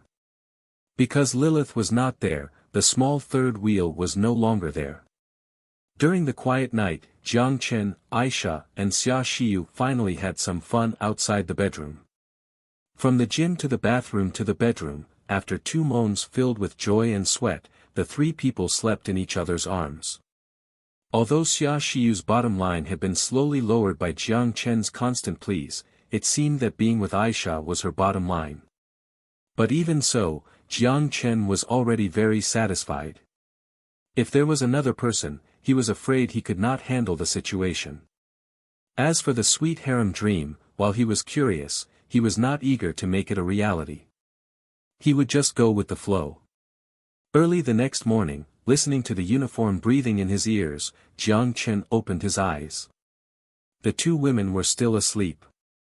A smile formed as he glanced over to see Aisha and Xia Xiu snuggling together like kittens. He gently kissed the forehead of each girl, then he quietly crawled out of the bed. Before he left the room, he tucked them in again. Although that exercise last night took a lot of his energy, he felt almost completely recovered this morning. Other than the soreness in his shoulders, he didn't feel any fatigue at all, instead he felt refreshed. After washing up in the bathroom, Jiang Chen came to the kitchen obediently and prepared breakfast for the 2 women who were still asleep. Of course, this may be an overstatement. After all, he only heated up the bacon sandwiches from yesterday. But did it matter? Jiang Chen's mood was lightened by Aisha's happy smile as he sat at the dining table and watched her happily bite into a sandwich. A bright smile emerged on Jiang Chen's face. However, for some odd reason, Jiang Chen, who showed such a smile, was not well received by Natasha. She responded by giving him a dirty look. After she expressed her slight discontent, Natasha, who sat diagonally across from him, was yawning profusely while she stuffed the sandwich into her mouth. Jiang Chen thought she slept early last night, but he seemed to sense that she was not in a good mental state. Could it be that she stayed up yesterday? If Natasha knew what he was thinking, he would definitely get 2 punches. You guys were so loud, who could fall asleep? Bogotá, the capital of Colombia, a city where beauty and sin coexisted. Maybe apart from emeralds, all foreigners shared the same impression of Colombia: drugs and gorillas. In fact, in addition to these two things, Colombia also had robbers, thieves, homeless people, the typical South American passion, as well as the lazy culture. Since the beginning of the Cold War, the guerrillas in this country were fighting against the pro-UA government and the UA. However, after the disintegration of the Soviet Union, the guerrillas that had lost external support quickly deteriorated, and now they have basically survived on hostages and drugs. Not only did their numbers decrease significantly, but they also moved completely from the city into the remote border mountains. It was impossible to describe in plain words the chaos in the country. A drama did depict some of these phenomena, and its name was the same as the theme it wanted to express: Narcos. A girl in a cute skirt appeared in the rundown airport lobby. When she passed through the airport terminal, many passengers gazed at the girl with surprise and concern in their eyes. The reason why it was odd, other than her exquisite beauty by human standard, was the fact that she dared to come to this city without her parents. In particular, the lack of baggage in her hands created more suspicion and doubt and made people question if she had been separated from her parents. However, while they were concerned, no one stepped forward to help her. Even the police at the gate of the airport just glanced at her for a second before he continued to slouch on the chair and slumber. It was 1 a.m. The street outside the airport was brightly lit, but there were very few people that could be seen. At this time, unless it was absolutely necessary, almost no one chose to venture out at night. Sure enough, shortly after she left the airport, she was being followed. Lilith followed the direction from the satellite map towards the embassy, but soon noticed that someone was following her. Therefore, she decided to turn into an alley. When all the homeless people curled up in the alley saw such a beautiful girl appear, they all froze. For a glimpse second, they thought they saw an angel. But the next second, the angel in their eyes turned into green banknotes. Robbing tourists was a part-time job for almost all homeless Colombians, especially those near the airport. Just as they hesitated on whether they should rob, kidnap, or do something else, the faces that appeared at the alleyway made them change their mind. The expression that was previously ferocious, quickly changed as they hurriedly stood up and left the alley. In an instant, the entire alley was empty. Not because they saw the police. It was because they saw someone more terrifying than the police. "I didn't expect your face to be so effective," the man with slightly dark skin joked. "Really? I think the name Torres works better," another big man with an ugly face grinned. The man in the middle did not speak, but his greedy eyes repeatedly examined the calves under the girl's skirt. Abel Torres, a drug lord active in Central America, delivered tens of millions or even hundreds of millions of drugs to the UA through the Florida gangs every year. However, because of his considerable force in Colombia and Panama, he not only colluded with the local judicial department, but he also controlled a private armed force of about 500 people to protect his drug plantations and drug factories. Ironically, the weapons used by his men were basically bought from the UA. Especially the .20 caliber heavy machine gun and M224 mortar that he kept as part of his collection in his mansion. They were both gifts from an arms dealer named Robert a few years ago after a big deal. Apart from dollars and weapons, there was only one other thing he adored, which was Caucasian girls around 12 to 13 years old. The venting of his sexual desire and sadism on a pure body made him feel joy from the heart, and it was one of the reasons why he was listed in the top 5 of the CIB's most wanted list in South America. Torres kneeled in front of Lilith. He grinned and revealed his yellowish-black teeth, then he started to laugh in a way that resembled a wolf. "Little girl, are you lost?" Lilith looked at the weird uncle in front of her without expression and did not speak. Torres did not feel angry about the fact that Lilith disregarded him, but he smiled patiently. "I'll take you to your mother, okay?" Lilith let out a long sigh, looked up in the sky, then muttered to herself. "This is really troublesome." After he was ignored 2 times, Abel Torres started to feel irritated. And the 2 men behind him began to shout a little impatiently. "What is this kid talking about?" "I don't know. Boss, I know this is your hobby, but we better not stay here too long. You know, the CIB is looking for us," the ugly giant said as he looked uncomfortably behind him. "True," Torres sighed and looked at Lilith, then he spoke to her in a sincere tone. "You'll have to sleep for a bit." Without warning, he revealed the taser in his hand. Based on how fluid his action was, it was obviously not his first time. The electric current crackled. However, to the 3 people's astonishment, the little girl in front of them just glanced coldly at the taser directed at her chest. She did not paralyze or pass out. Torres leaped up from the ground, then took 2 steps back in surprise. He looked back at the taser in his hand in disbelief. How is this possible? On Lilith's expressionless poker face, there was no excess emotion as she looked at the men in front of her. And then she revealed a contemptuous look. It resembled someone looking down on the ants at their feet. "Stand there, don't move." A creepy feeling crawled into his head, and the big man immediately pulled out the pistol on his waist and pointed it at Lilith as he took 2 steps back nervously. "Boss, this girl is weird." "Fu*K, you don't need to say that." Torres tossed the taser in his hand, then pulled out the pistol hidden in his pants and roared at Lilith, "Who are you? CIB?" At this moment, 3 pistols were aimed at the girl standing in the middle of the alley. It was not difficult to identify the side at a disadvantage. However, the truth was just the opposite. "Well, go die." Tired of the noise the 3 men made, Lilith waved her hand. Literally, she just waved her hand. Countless metal thorns burst out without warning. Torres, who was still shouting half a second ago, was instantly turned into a sieve, his feet even left the ground. The 2 thugs behind him froze in place, and the stunned look gradually turned into trembling fear. Fu*K. With a scream that didn't match the size of his body, the big man crawled towards the alley exit behind him and fired the gun in his hand. The skinny man bolted out, without even firing a shot. 3 shots. In a hurry, only 1 shot hit Lilith's forehead. However, instead of hurting her at all, the bullet made a clung sound and was deflected to the side. Closer examination would reveal that at that instant, Lilith's forehead was covered by a layer of bright silver liquid metal. However, in the eyes of the 2 men, she became an invulnerable monster. "Devil! Devil!"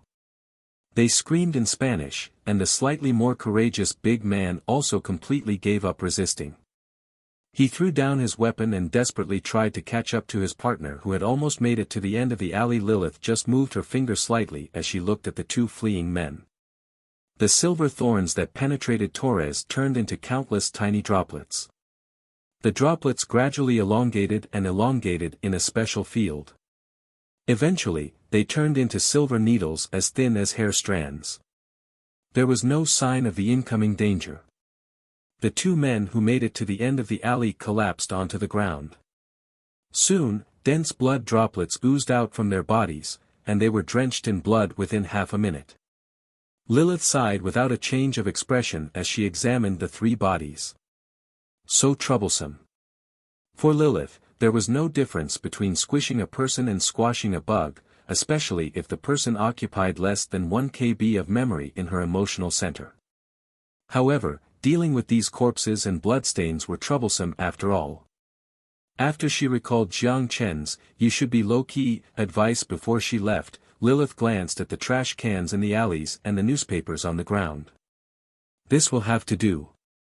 She silently recalled the liquid metal on the ground, then the metal condensed into 2 big silver hands in front of her, and she reached to Torres who was closest to her. It was daybreak, and an uninvited guest greeted the inaccessible alley. With his right hand hidden inside his jacket pocket, Agent Davis walked into the alley and tightly grasped onto the M9 pistol with the safety unlocked. He carefully searched the alley. Just a few days ago, Agent Braddock, who was tracking Abel Torres in Colombia, disappeared in his apartment. After he received the order from the headquarters, Davis immediately tied up the loose ends on his end and headed from Brazil to Colombia. He traced the clues of drug lord Abel Torres and arrived in the vice city known as Bogotá. Based on the informant's intelligence and existing leads, Abel Torres met with a Florida dealer at a bar near the airport last night. Based on rumors, a major event was about to take place which made the drug dealer exchange all his stock into weapons. Davis didn't know what the major event Torres mentioned that is about to happen in Colombia was. Just like he didn't know the whereabouts of his colleague, but they were both reasons why he showed up here in the first place. The CIB's senior officials placed heavy emphasis on this matter. Not only did they give him the highest level of authority, but they even promised him the authority to mobilize a SEAL team when necessary. Now, all the leads led him here. From a homeless man, at the expense of $10, he learned that Abel Torres appeared in this alley in the early hours of yesterday morning. There was also a blonde girl who also appeared here, and she was only about 12 or 13 years old. Davis took 2 seconds to mourn for the girl that likely suffered an unfortunate fate after he learned the drug lord's special hobby, then he moved forward in the alley. The faint smell of blood in the air made him frown. Soon, he found some unusualness from a few details on the ground. Hair. He kneeled down, and took out his gloves, then used a pair of tweezers to pick up the strand of brown hair. With his other hand, he took out the flashlight and put the hair under the bright light. He quickly discovered the issue. Brown matches with Torres' hair color. The cut is clean and doesn't look like it was torn off in a fight, but was like cut directly by a sharp instrument. Bloodstains. Who does this belong to? The conditions here obviously did not permit him to do DNA testing. Davis took out a small plastic bag about the size of his index finger from his pocket, clamped the strand of hair with the tweezers, and carefully inserted it into the bag. After he finished that, he continued to search the ground for evidence. However, to his surprise, he found a lot of useful clues on the ground but did not find the one he was searching for. Blonde hair, this is not right, it should be very conspicuous. Did Torres not encounter any resistance when he was abusing the girl? But that can't explain the hair and blood, and the fibers left behind. David quietly analyzed as he continued to move deeper into the alley. Just as he passed a row of trash cans, he suddenly stopped. With a frown, his gaze turned to the row of trash cans. In the disgusting rancid smell, there was a subtle smell of blood that was even stronger than before. He reached for the lid of the trash can. The second he opened the lid, the pungent smell blew into his face and made him subconsciously move his head back. Then he looked at the newspaper in the trash can and fiddled the pieces around. Just after he put his hand on the newspaper, he immediately felt something wet. After a moment of hesitation, he suddenly ripped the newspaper away. When he saw what was buried under the newspaper, his face turned pale, and nauseousness agitated his stomach. A stream of fluid almost oozed up to his Adam's apple. Arms, organs, even eyeballs, all the organs were neatly placed in the bloody trash can and it perfectly utilized every inch of space. However, this merciless neatness was what made this bloody scene crueler and colder. Even if he was used to seeing corpses and blood, he couldn't help feeling the tremor and fear deep in his bones as he stared at the scene in front of him. What kind of person could be so cruel? God. *T, he muttered incoherently as he put on his plastic gloves and took out the head mechanically. Then he flipped it to the right side, used his finger to slide down the nose, and stopped at the jaw. Abel Torres, no way this can't be. David took 2 steps back and muttered blankly. He tore off the plastic gloves and threw them into the bag he was carrying. This is standard bearer. David pressed a button on his collar, fought down the urge to vomit and squeezed out the words one by one. I have confirmed the whereabouts of Abel Torres. Where? Baird grabbed the radio and hurriedly set into channel inside the Special Operations Command room. In an alley outside the airport, Davis, with his face as pale as a ghost, glanced at the pile of indescribable things. 15 meters in and turn left. In the second trash can, Baird was stunned, he thought he heard wrong. The second, trash can. Yes, Davis swallowed down hard, a total of 3 people were killed, or cruelly dismembered, and stuffed into the trash can. One of them was Torres, and the others were his henchmen, with a very long name, a native of South America. You mean, Abel Torres, was killed? Baird said, his voice was in complete disbelief. After Davis took a deep breath, he spoke slowly. Yes. Although the CIB was eager to get rid of this guy, the organization absolutely did not want him to die here. There was plenty of information that could be extracted from him. Now that he had died in an inexplicable manner, this completely disrupted their plan. Where's Agent Braddock? Baird asked. I don't know, Davis smiled wryly, the only thing that I'm certain is that he is not in this trash can. Find the murderer who killed Abel Torres. He might know something. Yes, Davis ended the communication and the wry smile on his face was even more apparent. The lead stopped here. Who executed Abel Torres in such a cruel way? Was it just a gang murder, or was the greatest mystery being buried here? Also, where is Agent Braddock now? Did he discover something before he disappeared? For some odd reason, Davis suddenly felt chills behind him. From the putrid smell mixed with blood, he subtly felt a hint of conspiracy. His instinct had always been accurate. And now, his instinct told him that he had only seen the tip of the iceberg. At New Moon Island located northwest of Coro City. Since the establishment of the high-tech industrial park on Ange Island, the production line of the Phantom was moved from the nearby offshore platform to Ange Island. This offshore platform had been transformed into a deep water port, used to dock the Guardian-class frigates that were upgraded by future military's dark technologies, as well as experimental equipment such as submarines designed by future heavy industries. On top of the platform, off of New Moon Island, Ivan showed Jiang Chen the latest equipment of Celestial Trade Marine Corps. This is the latest innovation from future military, the Crocodile 20 amphibious assault vehicle. It can submerge up to 10 meters underwater, quickly attack the coastline, and provide cover fire for the landing infantry. The short and compact cross-section made the vehicle resemble more of a tank than an armored vehicle, but the weapon layout was nearly identical to a general armored vehicle. The circular tubular external tanks that hung on both sides of the armor were used to control the depth by draining water, and the tail end was equipped with a propulsion device to provide power for the amphibious assault vehicle. The top of the armored vehicle was equipped with an electromagnetic pulse rapid-fire cannon, and the mass projectile accelerated to the limit could easily penetrate through the light armor of a general infantry fighting vehicle. The auto-loading rockets that suspended on both sides of the turret could fire both armor-piercing and high-explosive rockets. With both high penetration and firepower, whether it was fighting in city terrains or amphibious conditions, the amphibious assault vehicle named Crocodile could easily handle any battle conditions. Jiang Chen nodded at the weapon tailor-made for Celestial Trade Marine Corps and provided a two-word response. Not bad.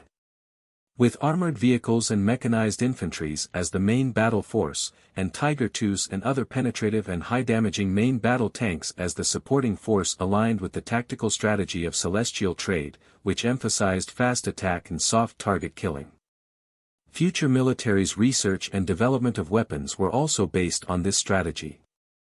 The most evident example was the lack of a main battle tank in all of the research and development projects. There was naturally a reason for this phenomenon. Since the advent of electromagnetic pulse cannons, the asymmetry of offense and defense of armored units was pushed to the extreme. A mass projectile accelerated to 10 times the speed of sound would not only easily penetrate the front armor of the M1A2 main battle tank, but the projectile would also come out from the back. In fact, even without a next-era weapon like the electromagnetic pulse cannon, the asymmetry of offense and defense of modern main battle tanks was starting to become more apparent. Disregarding the dark technologies of Celestial Trade, let's take a very simple example. The standard 125 mm armor-piercing ammunition of Hua has a penetration depth of 1000 mm as reported by the media.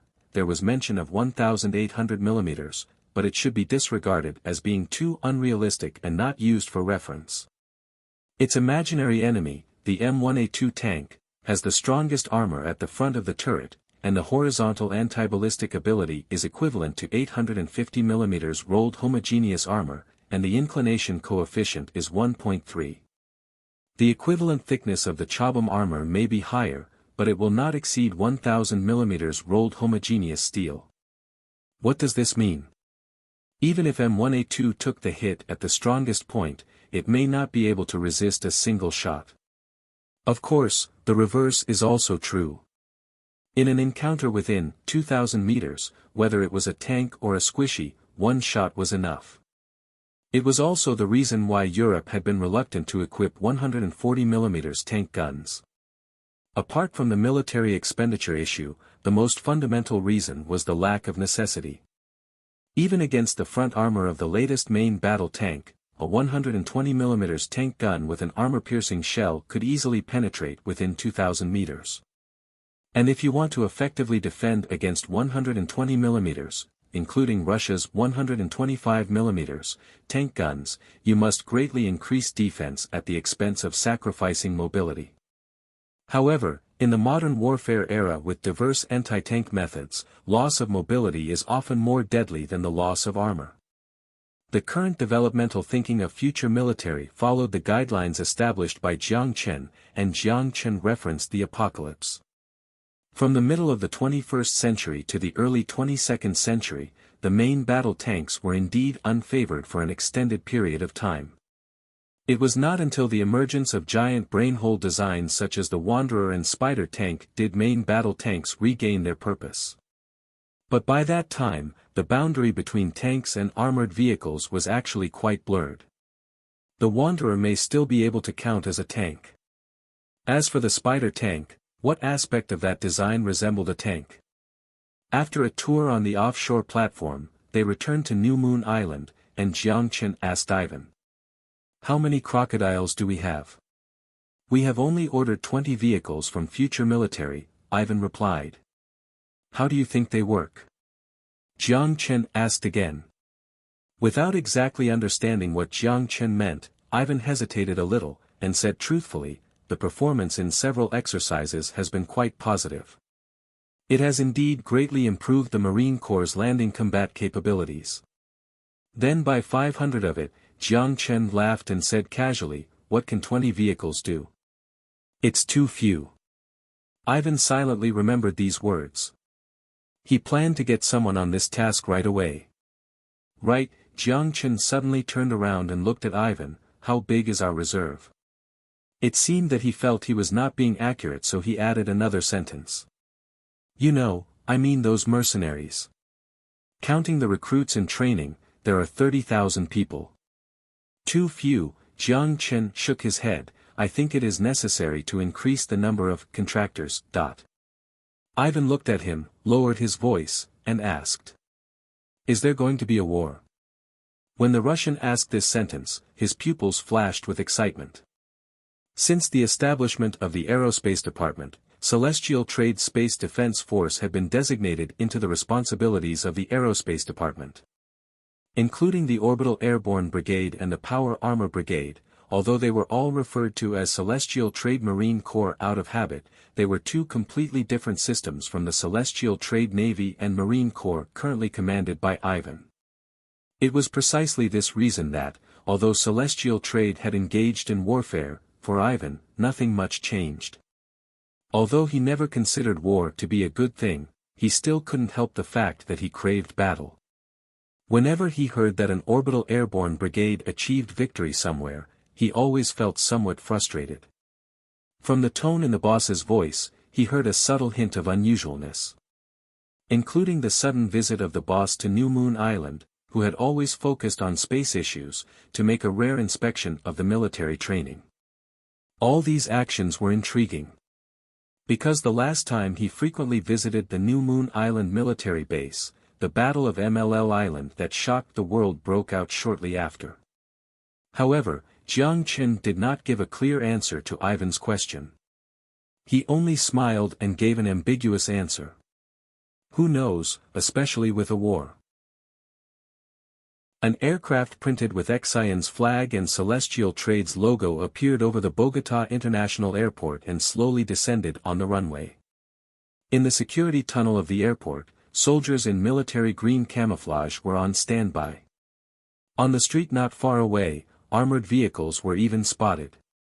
Obviously, the Colombian authorities recognized the importance of the situation. Although they were not eager to see the delegation from Xian, they definitely did not want Xian's delegation to lose a single strand of hair here.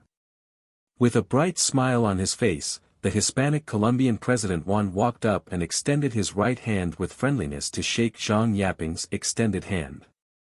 Welcome, friends from the Western Pacific. The Colombian people welcome you, you'll love this beautiful country. If the smile was any indicator, it would be hard to imagine that the economic exchanges between the two countries were the complete opposite. Celestial Trade had begun its effort to open up the South American market in 2018, but there was minimal progress. The UA had carefully guarded its back garden against Celestial Trade's attempt to increase its influence. Even for the capitalist world, Celestial Trade was a rather deformed monster. Although the military-industrial complex of the UA and Samsung of Korea were both involved in military production, and rely on their own influence to interfere in government policies, Celestial Trade's direct monopolization of a country's military as a contractor could only be compared with the East India Company, in the past. The UA was afraid Celestial Trade's goal of replicating the Xian model in South America, and South American countries themselves were also concerned about that possibility. Only an anti-American, poor economic condition country like Ecuador would consider opening its doors to the monster known as Celestial Trade. For example, one was one of the biggest obstacles to Celestial Trade's expansion into Colombia. Zhang Yaping sensed the caution and rejection hidden behind his smile. However, he still smiled and said in a relaxed but sincere tone in front of the media. Of course, as soon as I got off the plane, I already felt the charm of this country. I believe this trip will definitely be worthwhile. I assure you, Juan laughed along, as he shook Zhang Yaping's hand with force, then he gestured to the direction of the VIP tunnel of the airport, and said respectfully, please. Followed by Celestial Trade's bodyguards, the delegation of Xian passed through the VIP tunnel and got on the convoy sent by the Colombian government. In the extended black vehicle, one glanced at the media reporters outside of the car, and a subtle hint of mockery appeared under his thick bread. He then looked at Zhang Yaping across from him and asked with a sincere smile. Would you like a cigar? Thank you, there is no need, Zhang Yaping politely declined. You can feel more relaxed. You don't have to worry about the annoying media in the car, and we don't have to do anything superficial. Juan took a cut cigar from his assistant, took out a lighter, and smiled to Zhang Yaping. In South America, cigars and coffee are a kind of culture, and we will have to have at least one of them when we talk about business. The ventilation system was superb, and the milky white smoke quickly drifted to the sides of the roof, and no smell lingered inside the vehicle. Talk about business? Yes, we like to be straightforward. South American culture is like that. Juan grinned with the cigar still in his mouth and then said in a relaxed tone, of course, if President Zhang doesn't like this metaphor, I'm willing to take my words back. Of course not, I also like to be straightforward, Zhang Yaping shook his head, then smiled, but when it comes to business, we might as well talk about something interesting. Oh.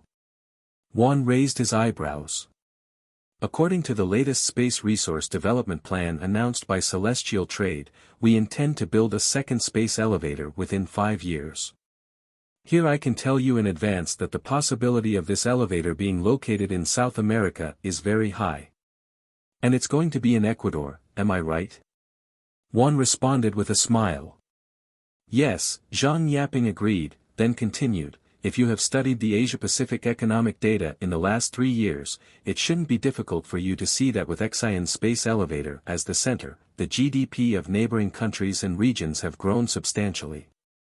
After the completion of the space elevator in Ecuador, Colombia and even the entire South America will be the direct beneficiaries. Will it?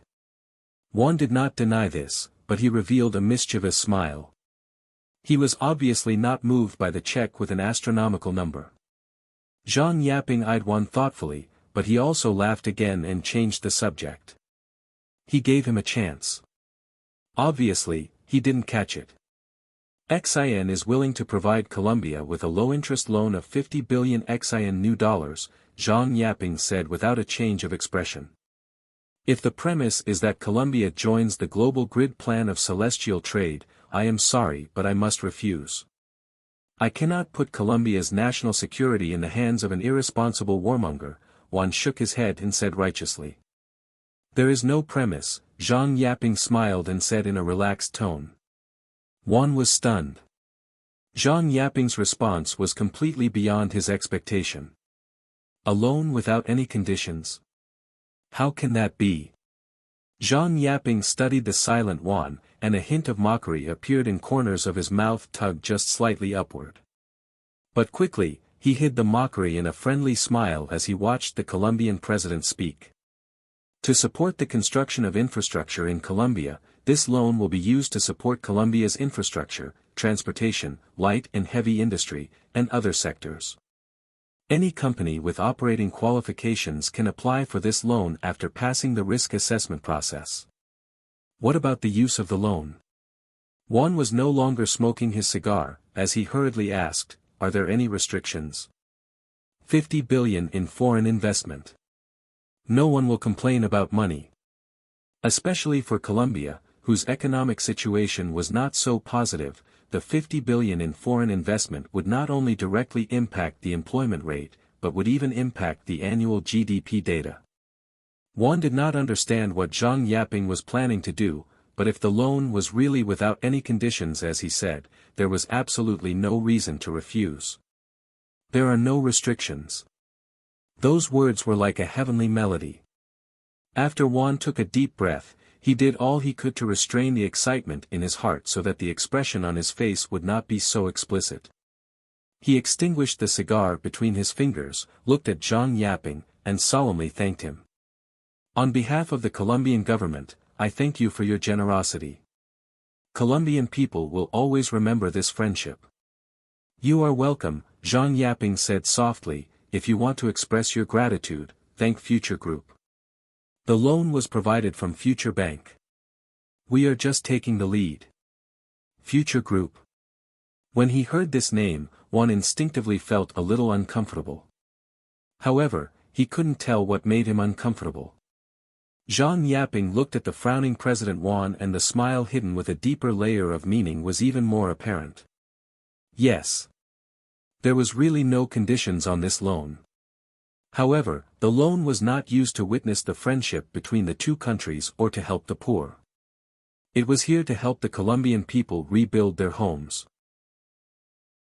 In an apartment building about 1 block away from the embassy. In the dimly lit room, Hearst used his finger to slightly open the curtain. A ray of sunlight passed through the gap in the curtain and like a giant invisible scar, it was imprinted on his gloomy face. This apartment originally belonged to a 30-year-old middle-aged white-collar worker who worked in an office building about 4 stops away from here. After he saw the apartment, Andrew invaded his consciousness with mental power, controlled and forced him to ask for vacation time from his company, and then the mercenary drove him to Lake Santa Ana and tossed him in. Hearst saw the delegation's convoy pass through the street not far away, and his eyes narrowed. His dark green pupils showed a dangerous color. He heard the door closing behind him. Sakai Shichi changed her shoes at the entrance, tossed her backpack on the sofa, took off the digital camera around her neck, then threw it to Andrew who was resting. In order to protect the delegation of XIN, the Colombian military deployed at least 1 battalion. In addition, the Colombian Special Forces are also involved in security work. There is a sniper squad on standby on the clock tower not far away. Another sniper squad was on the roof of the apartment building across the embassy with heavy disguise. Andrew opened his eyes, then opened the photo album in the digital camera. He was quite intrigued by the photos. As expected, with a background as an agent. Miss Sakai did indeed have her specialty in intelligence work. Especially with the help of her ability to conduct surveillance and counter-surveillance was amplified by more than one level. She took photos of all the open and hidden posts arranged by the Columbia Force with her digital camera. "Leave me the sniper squad on the clock tower." Garrick carefully wiped the accessories of the sniper rifle, and as if he was completely immersed in this boring work, he did not even stop for a second. "The position there is good.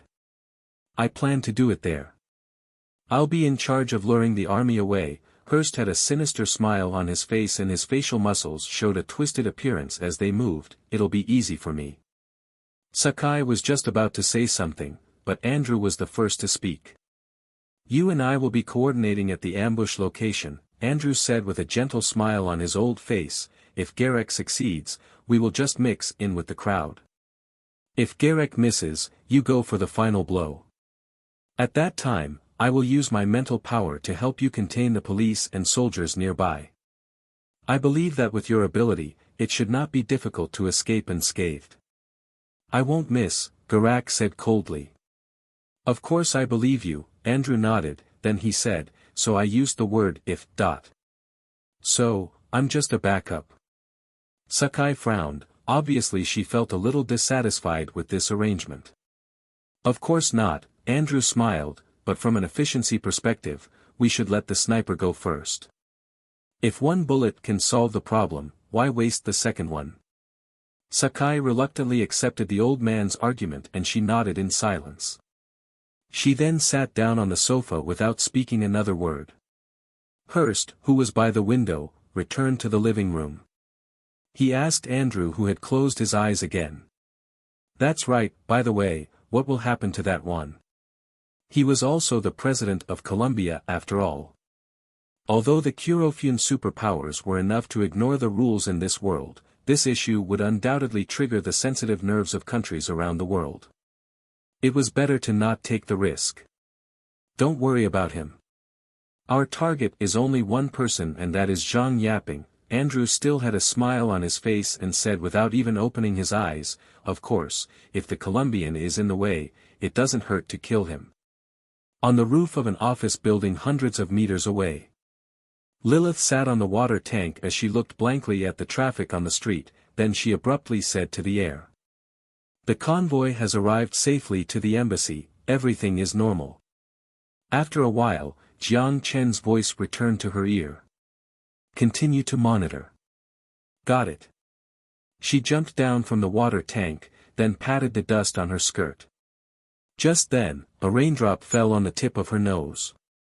Lilith raised her head slightly, looked at the gray clouds that had hidden the sunlight for some time, and touched the tip of her nose. "Is it going to rain?" It was the afternoon in Columbia, but still early in the morning in Xi'an. In the office, Jiang Chen nodded after he had listened to Lilith's report. With the communication closed, he closed the holographic screen next to him.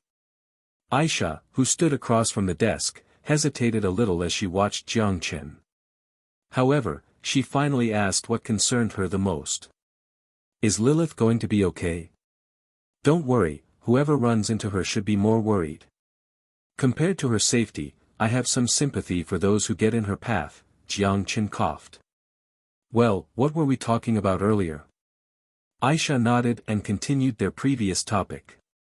Based on the information from Bernice, just yesterday evening, a SEAL unit set out from UA and arrived in Columbia by plane. "What's the stance of Columbia?" Jiang Chen frowned. "It's not clear yet." Aisha shook her head. After he pondered for a moment, his frown suddenly disappeared, he shook his head, then laughed. Just now, he suddenly felt that his worries were completely unnecessary. What if it were the disbanded Rainbow Six that got sent here? He didn't think that a mere team of special forces could defeat an advanced artificial intelligence from the 22nd century. The only thing he didn't understand was why the UA would send a team of special forces to Columbia at this time. Was it just a coincidence? Or rather, they planned to recklessly start a war by assassinating Xian's president. His index finger tapped gently on the armrest of the chair as the thoughts flowed in his mind. Splash! Big raindrops fell down and hit the glass windows one after another. With the wind picking up, the sound of water splashing against the window grew louder. The palm leaves outside the window were like a boat, floating in the raging waves. "It's raining," Aisha said softly as she watched the rain droplets start to get more concentrated on the glass window. The sky was still clear half an hour ago, but now the sky was covered by dense clouds. The weather in the western Pacific always behaved like this, especially in late spring and early summer. Jiang Chen's gaze floated out of the window as he watched the sudden rainstorm. His tone was filled with emotion. "Yes, it's starting to rain." A flash of lightning broke through the heavy clouds, followed by the rolling thunder that echoed through the valley in the dense rainforest. In the depths of the valley, soldiers in military green camouflage were busy moving boxes of ammunition into the cave. The 4 English letters of FARC and a flag with 2 crossed rifles were printed on the armband of the soldier's uniform. Revolutionary Armed Forces of Colombia was their name. Under the army green rainproof tarpaulin, there were several large-caliber mortars lined up, as well as RPG-7 rocket launchers. An old man with a beret and a serious expression stood under the tarpaulin. He was there with the agents of the Russian security services, as they watched soldiers verify the supplies with a list. After all the equipment was confirmed, the wrinkles on the old man's face turned into a smile. Confirmation completed. A soldier ran to the old man, performed a military salute, and handed over the list in his hand. The old man returned a military salute, then took the list and signed his name on it, Timoleon Jimenez, or known as Timochenko. Timoleon Jimenez, a name that created countless headaches for both the UA and Colombia. With influence and ability no less inferior to the early FARC leader Marulanda. Unlike Marulanda, who possessed outstanding military talents, his talents were better reflected in management. Such ability was reflected in drug traffic. Today, it not only operated its own official website in 7 languages, but its annual revenue was even as high as $500 million. No drug dealers in North America were unfamiliar with the name of this South American tycoon. It was precisely this that Mr. Timochenko was honored as the top candidate of the CIB's most wanted list in South America. The Colombian government even offered $50 million as a reward for his head. However, until today, a few years later, no one was able away to claim the bounty. In late October, we will deliver the last batch of equipment to you. From November to early February next year, you will have 3 months to end this war. After the Russian agent shook hands with Timochenko, he continued, the UA is currently going through its election process. Therefore, it is impossible for them to use troops during this time, but after this period, no one can be certain. 3 months is too short. Timochenko shook his head. Even if we win every battle, we may not be able to win within 3 months. You can tear up the peace deal in advance, but the war must be ended before March next year at the latest, creating a fait accompli that FARC will rule entire Colombia.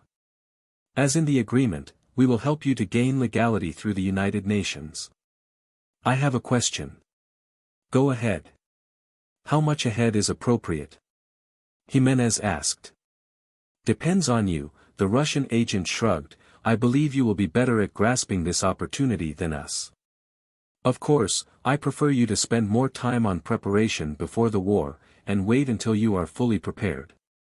You can rest assured, Timochenko cracked into a grin, we have been preparing for half a century for this opportunity. After he sent someone to take the guest from Moscow out of the rainforest. Timochenko got on the army green off-road vehicle at the entrance of the cave. He then raised his legs and rested them on the steering wheel. The thunderstorm outside made him feel flustered. He took a half-smoked cigar from his pocket and lit it with a lighter. At this moment, his subordinate trotted to the side of the car and performed a military salute. What's the matter? Jimenez asked as he continued to stare out the window. Our informant in Bogota has learned that Abel Torres, who went missing 3 days ago, has been confirmed dead. His body was found in an alley near Bogota International Airport and has now been recovered by Colombian police. All of Colombia's drug lords were inseparable from FARC, and Abel Torres was no exception. This idiot, I told him to be low-key. Timochenko sneered, shook his head, and after a pause, he nonchalantly said, did the Colombian police do it? Or the CIB? The soldier hesitated for a second, then spoke. According to our informants from the Colombian military, a team of SEAL has recently entered Colombia and has now arrived at a military base near Caramanga, SEAL. Timochenko's pupils suddenly constricted, and his eyes narrowed. Is it the SEAL that did this? I don't know. The soldier lowered his head and said quickly, however, our informants in the police system said the CIB agent who found Abel Torres' body has the commanding authority over this SEAL team. Half of the credit for FARC's survival to this day could be given to those government officials who were bought by them. They penetrated the Colombian government from all aspects, whether it was the police system or the military system. They could sense any danger based on advanced intelligence. From the death of Abel Torres and the sudden arrival of a SEAL team in Colombia, Timochenko smelled a hint of danger. Is the UA planning to take action against the Colombian guerrillas? The quantum communication satellite of celestial trade could receive signals even in the depths of the Andes. Although he hid in the rainforests all year round, he had never been out of touch with this world. He was well aware of the importance of information in this era, so he spent a considerable amount of time studying news every day.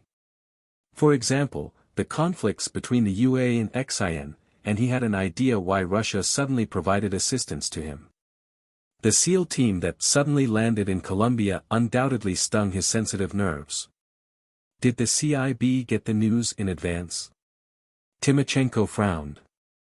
The death of Abel Torres forced him to seriously think about the possibilities. Just then, a drop of cold sweat suddenly slipped down from his forehead. He suddenly remembered what he had said to Torres not long ago, including asking him to exchange the drug stock with firearms as soon as possible and some major events in Colombia that were going to take place soon. If Torres was killed by the CIB, and the CIB agents tortured him before he died. If they learned something, then this SEAL team was likely after him. Maybe not just the SEAL team.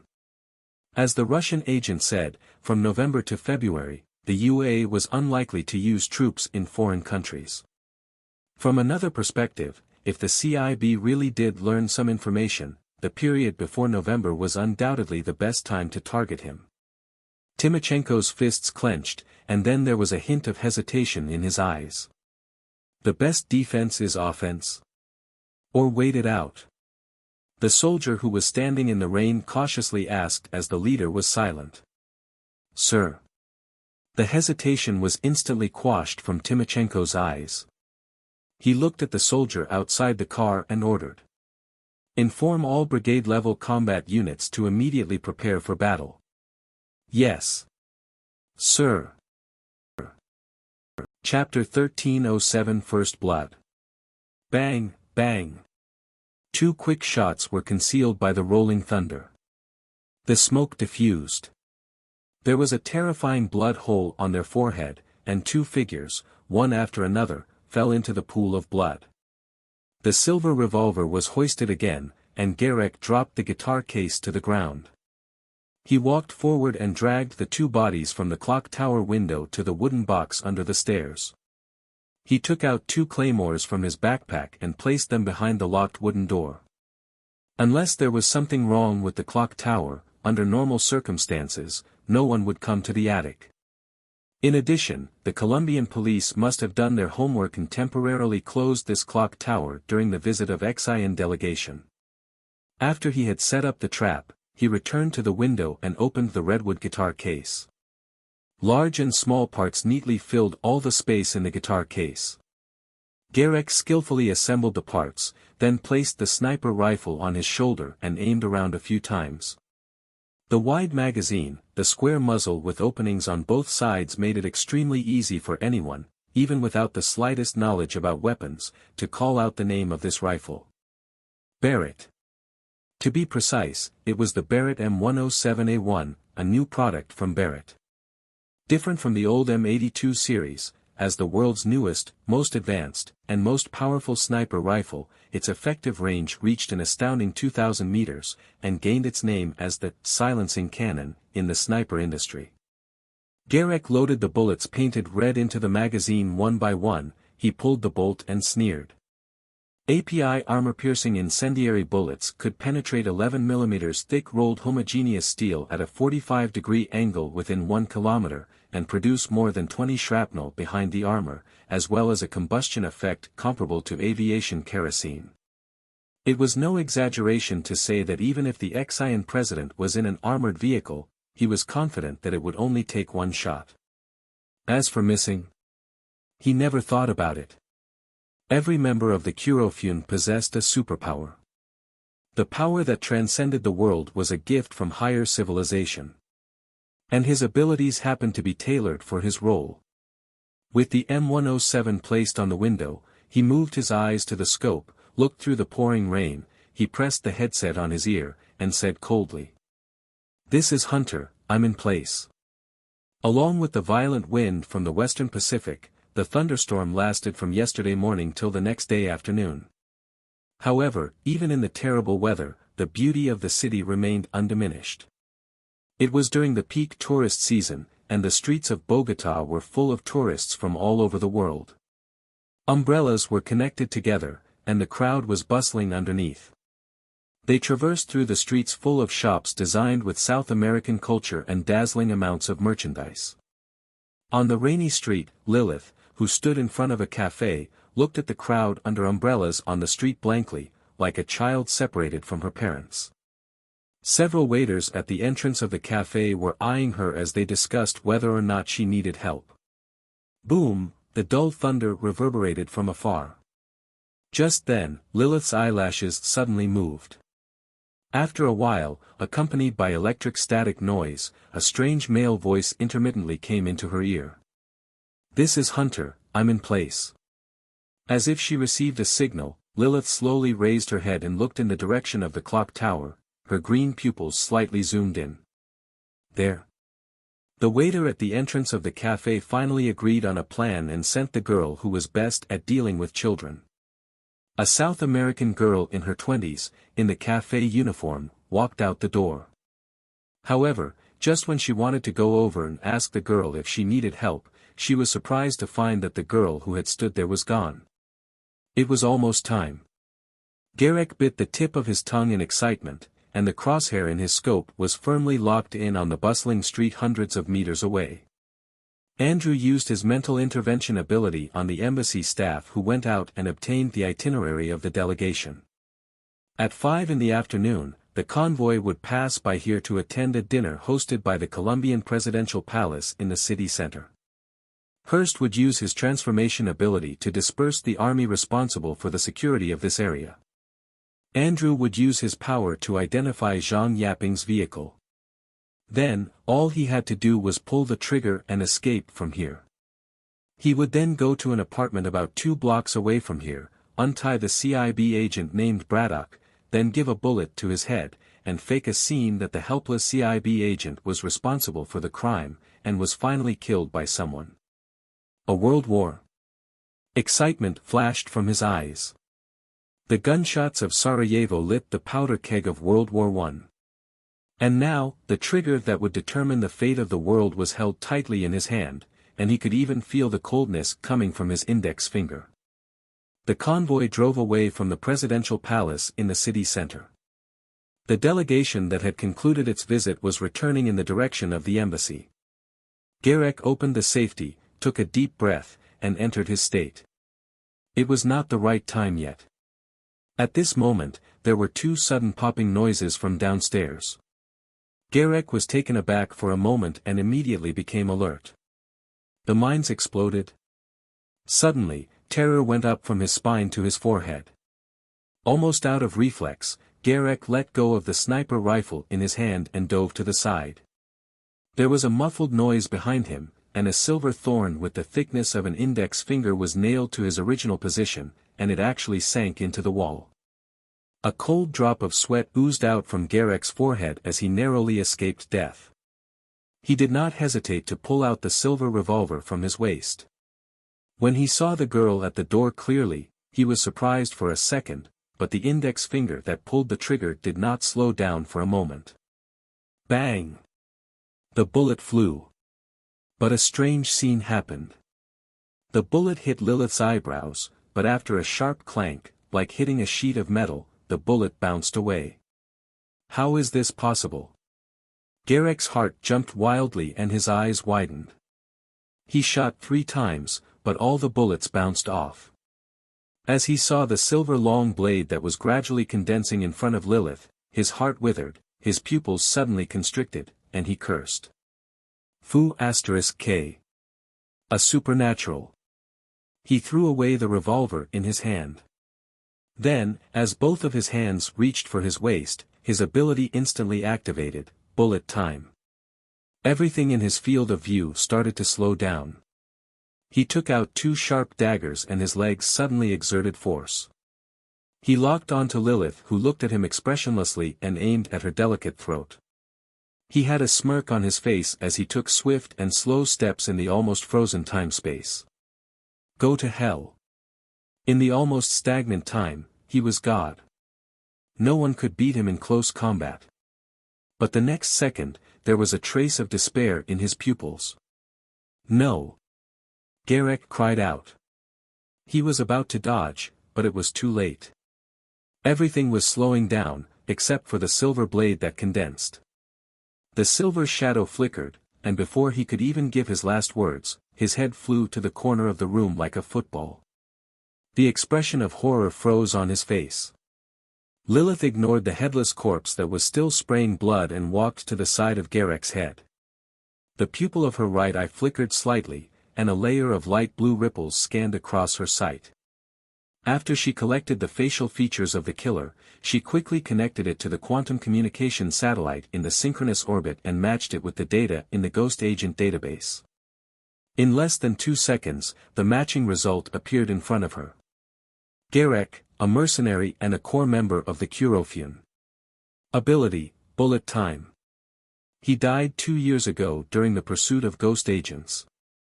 Obviously, he didn't really die, but faked a death, so that now he appeared here. A stream of data flashed in her pupils, and realization quickly appeared in her eyes. The Curofune. I see. If it were not for the typhoon weather lately, I would have recommended you visit Montserrat. From my personal point of view, it's probably the most beautiful place in Bogota. I went there last year around this time, and I can tell you that every time I look at the city from the above, I always feel my own insignificance. There is a church on the top of the mountain with a statue of the crucified Christ. It has been said that many miracles have happened there. Inside the limo, the Colombian president described the beauty of this city to him vividly. Zhang Yaping, who sat across from him, resisted the urge to tell him that if he could make time to visit Xi'an, looking down from the space elevator would make him feel more insignificant. Really? If the weather clears up, I'll consider making a visit.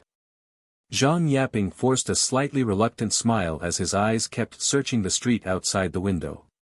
Perhaps he was being too nervous, but he had a feeling that a masked guy would jump out from the crowd and shoot at him with an AK-47, or perhaps fire an RPG-7 or something. Therefore, what Juan said after completed escaped him. Mr. Zhang. Juan looked at Zhang Yaping, confused, as he called out his name. After Zhang Yaping recollected his thoughts, he withdrew his gaze from out the window and coughed while being apologetic. Sorry, where were we just now? That 50 billion loan. Juan did not mind Zhang Yaping's faux pas. With eyes full of light, Juan continued, although we will not compromise on national security issues, if Future Bank is willing to invest in Colombia's infrastructure, we are willing to carry out more cooperation in high-tech fields that you excel at, such as maglev roads. Zhang Yaping mocked in his mind. Want to introduce maglev roads? Huh, what a joke. There are countless representatives of other countries lined up in front of Future Group. Zhang Yaping nonchalantly responded to Wan and his gaze drifted back to the rainy weather outside. Just then, he frowned. For some reason, he felt like he was being watched.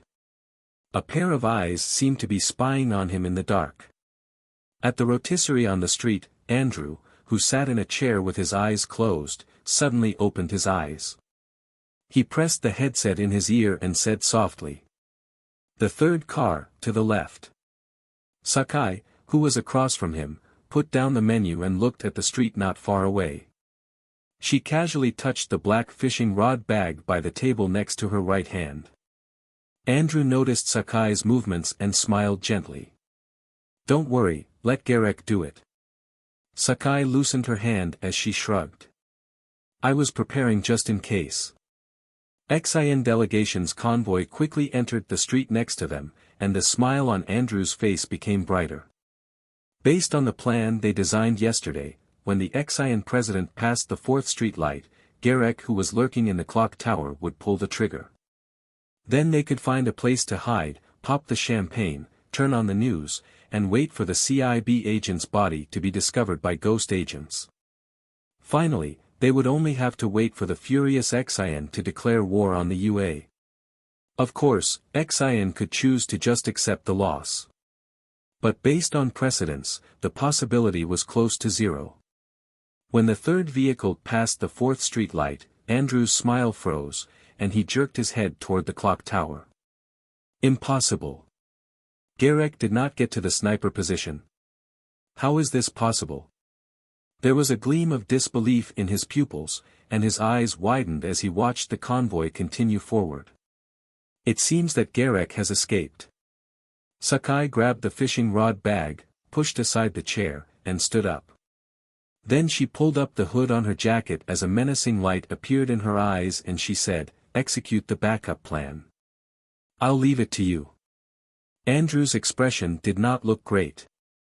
Garek backing down was undoubtedly a heavy blow to their plan. But fortunately, he had a backup plan to prevent the entire mission from faltering. It was just that if Sakai executed the mission, it would be difficult to fool the ghost agents and plant it on the CIB. That failure. He cursed the mercenary 10,000 times in his mind, and he already made up his mind. Once the mission was over, he would catch the guy who betrayed the organization and use the cruelest way to make him regret his betrayal. Okay. Without any nonsense, Sakai tossed the bag behind her and chased after the convoy. As Sakai disappeared into the crowd, Andrew took a deep breath, slowly closed his dry eyelids, and instantly spread out his immense mental power. It spanned 5 streets and weaved into a giant spiritual network. Under this big web, the spiritual entities were like flying mosquitoes falling into the web, no one could escape. What made the psychics terrifying was their ability to attack from anywhere without even being recognized where the attack came from. Soon, Andrew's consciousness locked onto the driver of Zhang Yaping's car, and his immense mental power flooded the car like a tide.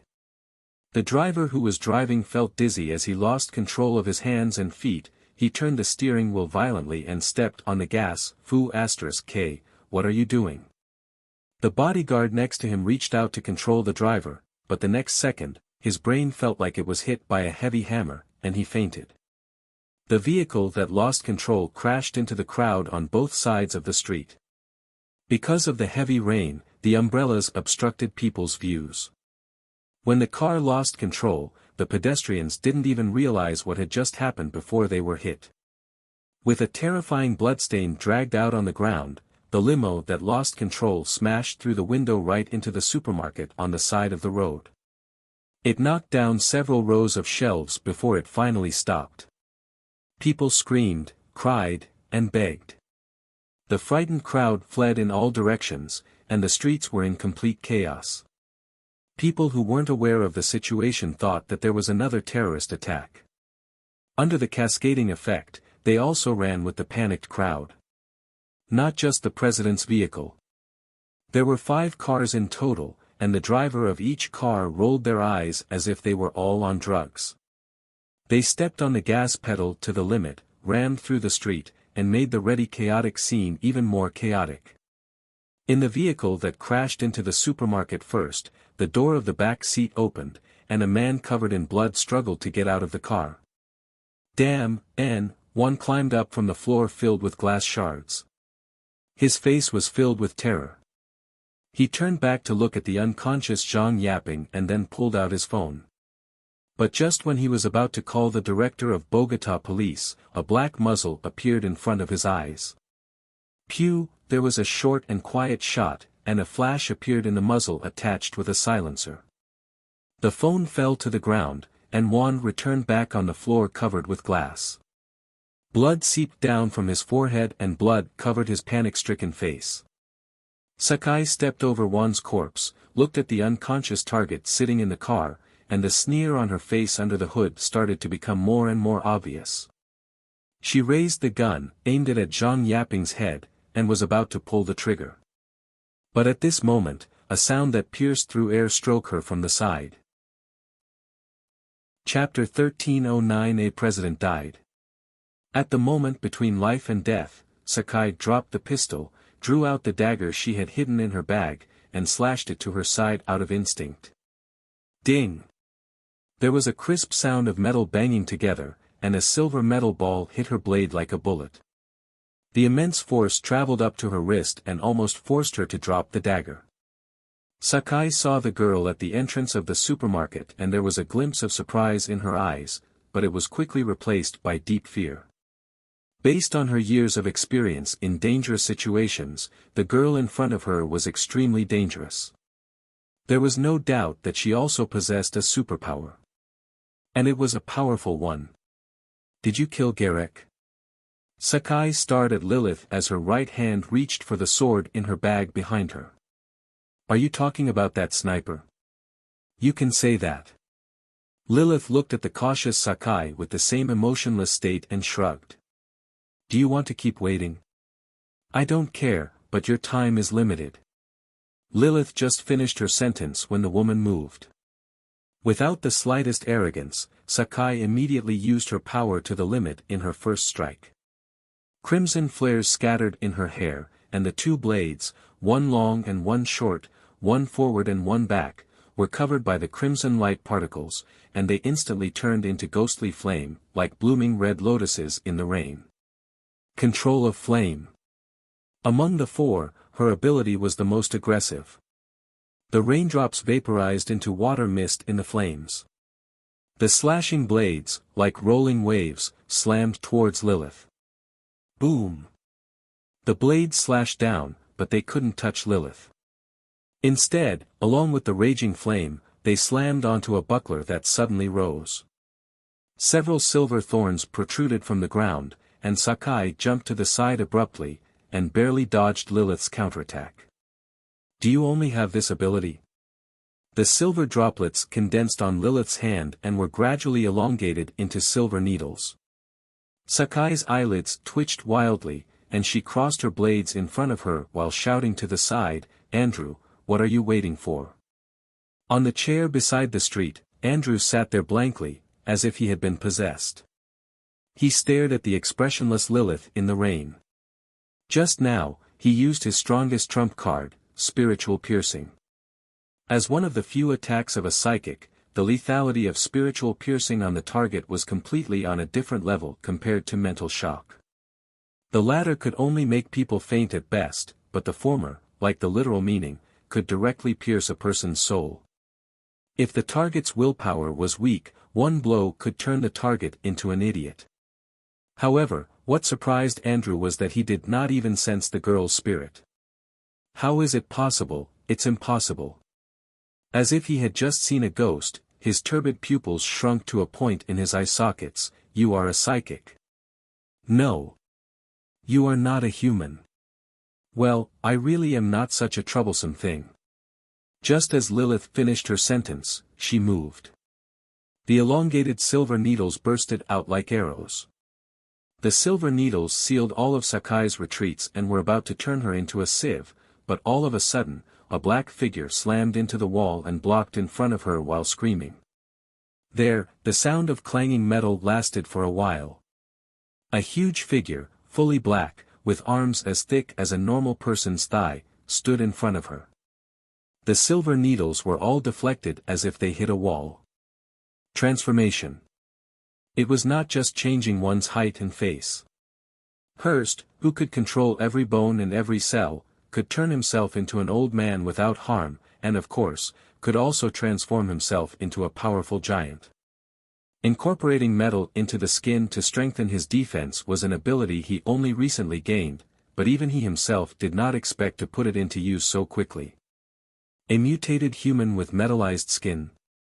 On the downpouring street, Lilith looked expressionless at the panting Hurst, her digitalized eyes constricted slightly, or the downgraded version, transformation. I see, I probably know your plan. Then take it into the grave. Hurst, who had become a black giant, roared. He picked up the shelf lying on the ground, and slammed it at Lilith, while he shouted to the companion behind him. She can't break my defense, strike. Sakai, who was behind him, responded to his call with action. The double blades were once again covered by crimson particles as they swung in Lilith's direction again. Lilith sighed softly as she watched the shelf smash into her. When did you have the illusion that I can't break your defense? For an instant, the heavy rain was gilded with silver. Under the action of the electromagnetic force field, the viscous metal droplets flowed upstream and condensed around Lilith into a shield with no weakness, like an eggshell that formed from ground up. Hurst's veins bulged. The shelf that swung in his hands flew to Lilith like an out-of-control windmill. On the other hand, two blades engulfed in flame slashed toward Lilith's side. The two attacks both slammed onto the silver eggshell at the same time, and with a muffled bang, there were layers of ripples on the silver metal surface. Hurst and Sakai's hearts sank at the same time. Just now, they had used 120% of their strength, but they still couldn't break through the defense of the girl in front of them. Sakai gritted her teeth and jumped back immediately. Retreat, she was only halfway before there was a spark, and the silver eggshell suddenly burst. The fragments of the explosion raged on the deserted street, engulfing the three people surrounding Lilith without any warning. Before he could even raise his arms to defend, he was hit by hundreds of fragments on his chest. Blood slowly oozed out of his mouth. He only felt that every inch of bone and every internal organ in his body was torn into pieces by this huge kinetic energy. Before his vision turned into darkness, he saw it with his last remaining consciousness. Sakai, who stood on the other side of him, had been blown up to the side of the road, with fist-sized blood holes all over her body. She couldn't be more dead. In the center of the explosion, Lilith glanced at the three people lying in a pool of blood-like rags, and then glanced at the cobweb on the glass window of the extended limo in the supermarket. Although the power of that blow was immense, she carefully controlled the direction of the blast and did not injure the protected target. Lilith was about to leave. But at this moment, the roar of a helicopter came from afar, and a Blackhawk gradually emerged from the rain. A team of heavily armed SEALs in jet black special combat uniforms descended by rope. They surrounded Lilith with their rifles and locked on the expressionless girl. Put down your weapon and put your hands on your head. Squat down immediately. This is the SEAL Team 5, we have arrived at the scene. The target has been successfully suppressed. Requesting next steps.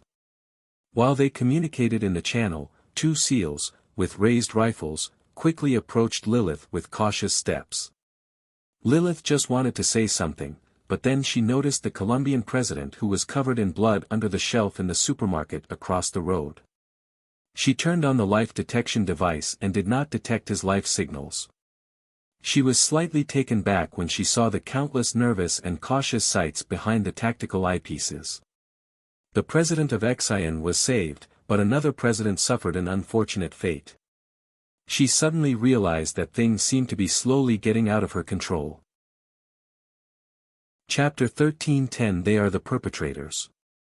What should I do if a president is dead? This is an urgent question, please respond ASAP. 1. It was still late at night in Xian on the other side of the Pacific Ocean when this message was sent to Jiang Chen's watch. The watch on the bedside table beeped and woke Jiang Chen from his sleep. He loosened his arm from Aisha's grasp, got up from the bed with sleepy eyes, and opened the holographic screen. When he saw Lilith's message, his sleepiness instantly vanished. He quickly put on his clothes and went to the office next door. What the hell is going on? Which president died? Didn't I tell you to look after Zhang Yaping? Jiang Chen asked with a headache as he looked at the expressionless Lilith. It may be that Jiang Chen's tone was too harsh, but Lilith began to explain quickly. Zhang Yaping is probably fine, the Colombian president died. Jiang Chen was stunned. The Colombia president? What happened? Wait, Jiang Chen pinched his eyebrows as he felt a growing headache. Tell me everything that happened. Lilith sighed and told him the whole story. Jiang Chen was silent for a long time and couldn't help but curse in his mind. He calculated every step but this one. Even now, he still didn't get why the Colombian president was in the Xian delegation vehicle. When did Colombia treat Xian so diligently? How did he know that everything was for the sake of 50 billion Xian new dollars? The assassins who planned and carried out the attack were the remnants of the Kurofune. A total of 4 people participated in the attack and all of them possessed some form of superpowers. Your intelligence was wrong, and it was not the CIB who did it, Lilith added. If I say it was the CIB who did it, then it must have been the CIB. They must have done this. Jiang Chen rubbed his eyebrows as tried to subside his headache before he sat down. Let's not talk about this. Where are you now? I am on a UA military helicopter now. You were caught by the UA army? Jiang Chen was taken aback. No, I just made them think they caught me. I followed them onto the helicopter and took care of everything.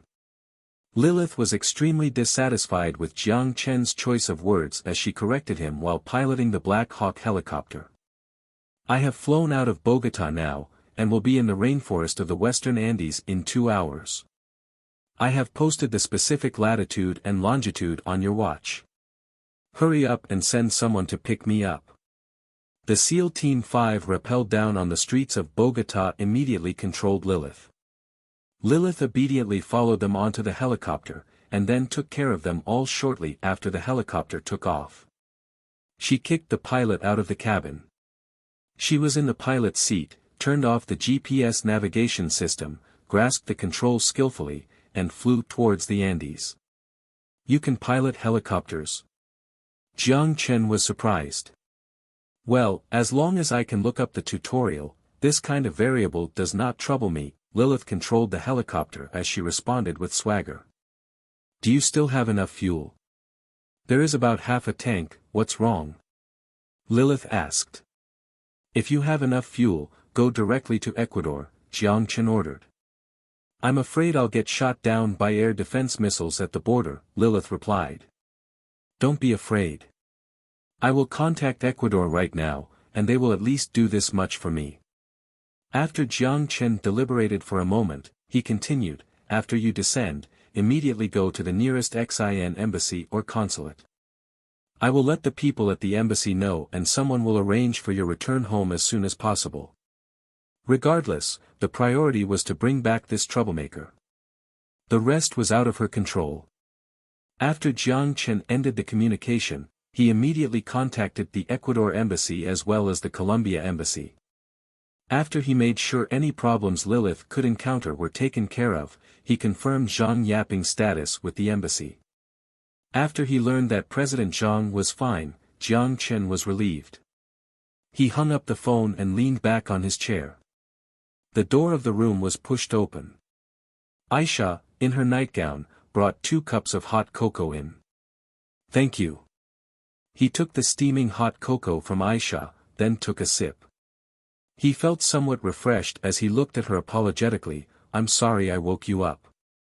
It's okay, Aisha shook her head gently. She then walked behind Jiang Chen, placed her small hands on his shoulders, and whispered in a concerned tone, what happened? You look very anxious. Well, something happened on Lilith's side. Jiang Chen nodded, and then briefly recounted the tragedy that happened on the streets of Bogota just a few minutes ago. After she listened to the story, she pointed out the crux of the problem. We must blame this on the CIB. I think so too. With both hands surrounding the cup as he felt the warmth in his hands, Jiang Chen sorted out the thoughts in his head and said in a deep voice, "We must fabricate evidence that the CIB did this before they put the blame on us. We must ensure we can put the blame on them." In a few more hours, the tragedy in Bogota would make headlines in major media around the world. The president of a country was killed on the street, even in the chaotic Colombia. Such a bloody and terrifying tragedy had never happened before. There were also pedestrians who were killed by the vehicles that lost control. If Jiang Chen sat in the capital's position, he would probably not let this opportunity go, and would do everything possible to put this blame on Xian. Therefore, what Xian must do now is exactly what the UA is doing. He must get ahead of the CIB.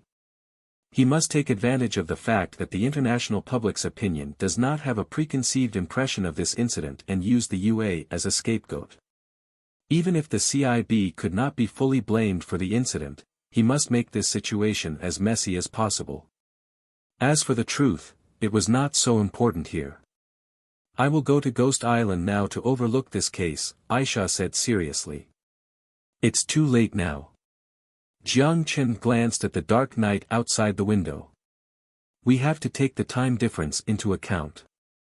It's daytime in the UA, Aisha shook her head and said softly, from now on, every second is precious. Jiang Chen responded to her resolute but gentle eyes, his Adam's apple moved slightly.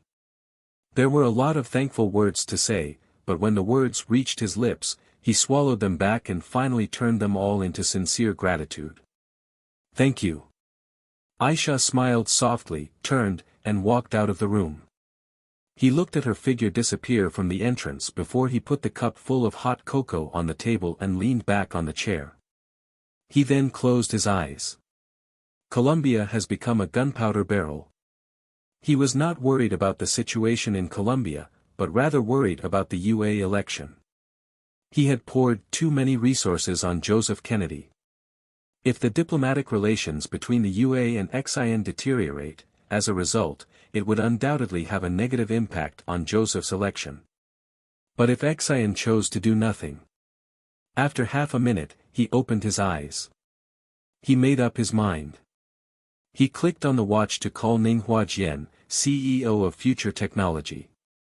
The media companies under Future Group were all controlled by Future Technology. After he woke Ninghua Jian up, he personally assigned him the task. No matter the method, within an hour, he must see reports on the murder of the Colombian president on the official website of Future Technology and the headlines of its media groups. Moreover, all reports must have a clear orientation, that is, to subtly hint that the perpetrator of this incident was the UA. 1. A meme on Chinese Quora-like sites that demonstrate the urgency of the question. 53 minutes after the death of the Colombian president, the first report about the incident appeared in the Washington Post. 7 minutes later, Future Group's media quickly followed with a report on the incident based on first-hand information provided by the Xian embassy staff in Colombia. The contents of the two reports were quite different. The UA and Xian had turned their spear against each other, and both held credible opinions. Someone with a little knowledge would have already sensed the unusualness. A battle over public opinion had quietly started over the Pacific Ocean. Xian immediately stated that the unwarranted speculations reported by the UA media were unjustified, and Xian was also a victim of this incident. However, why would the UA accept the short end of the stick? The UA immediately said that even if Xian was not to blame, the UA would not accept any responsibility. Neither side conceded, and the intelligence personnel of the two countries also did not stop. Someone from the CIB got the authorization from the Colombian government and ran to the scene with perjury. Oh wait, collect evidence. Ghost agents were not sitting around either. Although they did not receive authorization from the Colombian government, they obviously did not intend to submit a written application. There was constantly new evidence emerging, and for a while, Juan's cause of death had become complicated and confusing. Not until 3 days later, when the body of Agent Braddock was found by the ghost agents in an apartment not far from the incident, and they confirmed that his death was a result of hunger. In addition, ghost agents also found API armor-piercing incendiary for Barrett's sniper rifle in this apartment.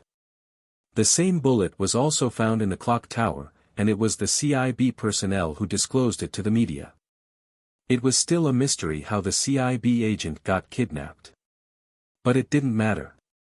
With the tools of the crime and the missing CIB agent being discovered at the same time, the UA had gradually become at a disadvantage in this battle. It may not be long before the media under Future Group would be able to use the UA as a scapegoat. However, nearly a week after the war of public opinion commenced between XIN and the UA, another event that shocked the world happened. After the 2016 ceasefire agreement, the FARC, which had died down, suddenly updated a 2-minute video on its official website. At first, everyone thought that it was another for FARC's drug and hostage business. However, after people watched the video, everyone began to realize what it was not but a declaration of war. In the video, Timochenko, the current leader of FARC, declared war. An old man over the age of 70 was wearing a military uniform, had a cigar dangling from his mouth, and an AK-47 over his shoulder. In front of the world, with arrogance, he took a jab at the UA. One's death is a conspiracy of the CIB, a conspiracy of the UA, a conspiracy from a sinful capitalist world. I said a long time ago that the UA is unreliable. They are all liars and hypocrites. However, Mr. One obviously did not trust me. Very well, he has now paid a heavy price for his wrong choice. The Colombian people will be truly free, and I will use my actions to prove that I am not joking. After he finished this sentence, Timochenko loaded the rifle with a click, and the video stopped. Honestly, those words did sound quite inspiring. It was just that the words, freedom, and democracy, felt strange coming out of the mouth of a big drug dealer. This video was posted on the official website half an hour after FARC attacked the Pamplona area on the border between Colombia and Venezuela. The old and cunning Timochenko fought an undeclared war against the government at the most chaotic moment in Colombia. Pamplona was just a small town, but its geographical location determined its importance. FARC's military power was concentrated in the tropical jungle east of the Andes, and Pamplona was a gateway between the east and the west of the mountains. Not only that, north of Pamplona was Cúcuta, the capital of Colombia's Santander province and an economic town located on the border. If Cúcuta fell into FARC control, FARC could get continuous support from Venezuela, and at the same time, it would smash the morale of the government. When guerrillas rushed out of the forest and the screams of mortars pierced the silent night sky. Most people in Pamplona were still asleep when the sound of explosions and gunshots outside the window awakened their sleep. Almost all of them thought they were dreaming. When guerrillas in camouflage uniformed lined up across the street, army green trucks drove in one after another towards the square in the city center, the broadcasts of the propagandists resonated in the streets and alleys of the town, and masked soldiers came searching door to door for hidden government officials and government soldiers. The civilians finally realized that, like a dream, war had broken out. The FARC 4th Mountain Brigade was responsible for attacking Pamplona. In less than 15 minutes, they disintegrated the temporary line of defense set up by the local militia and police.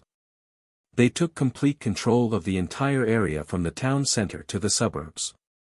Half an hour after the outbreak of the war, the Colombian government and army quickly responded. 2 infantry brigades set off from the military base on the border between Colombia and Venezuela and rushed to Pamplona.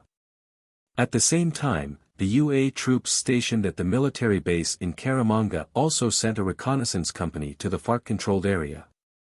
However, because Pamplona was in a mountainous region, the terrain was rugged, the road condition was poor, and it was late at night.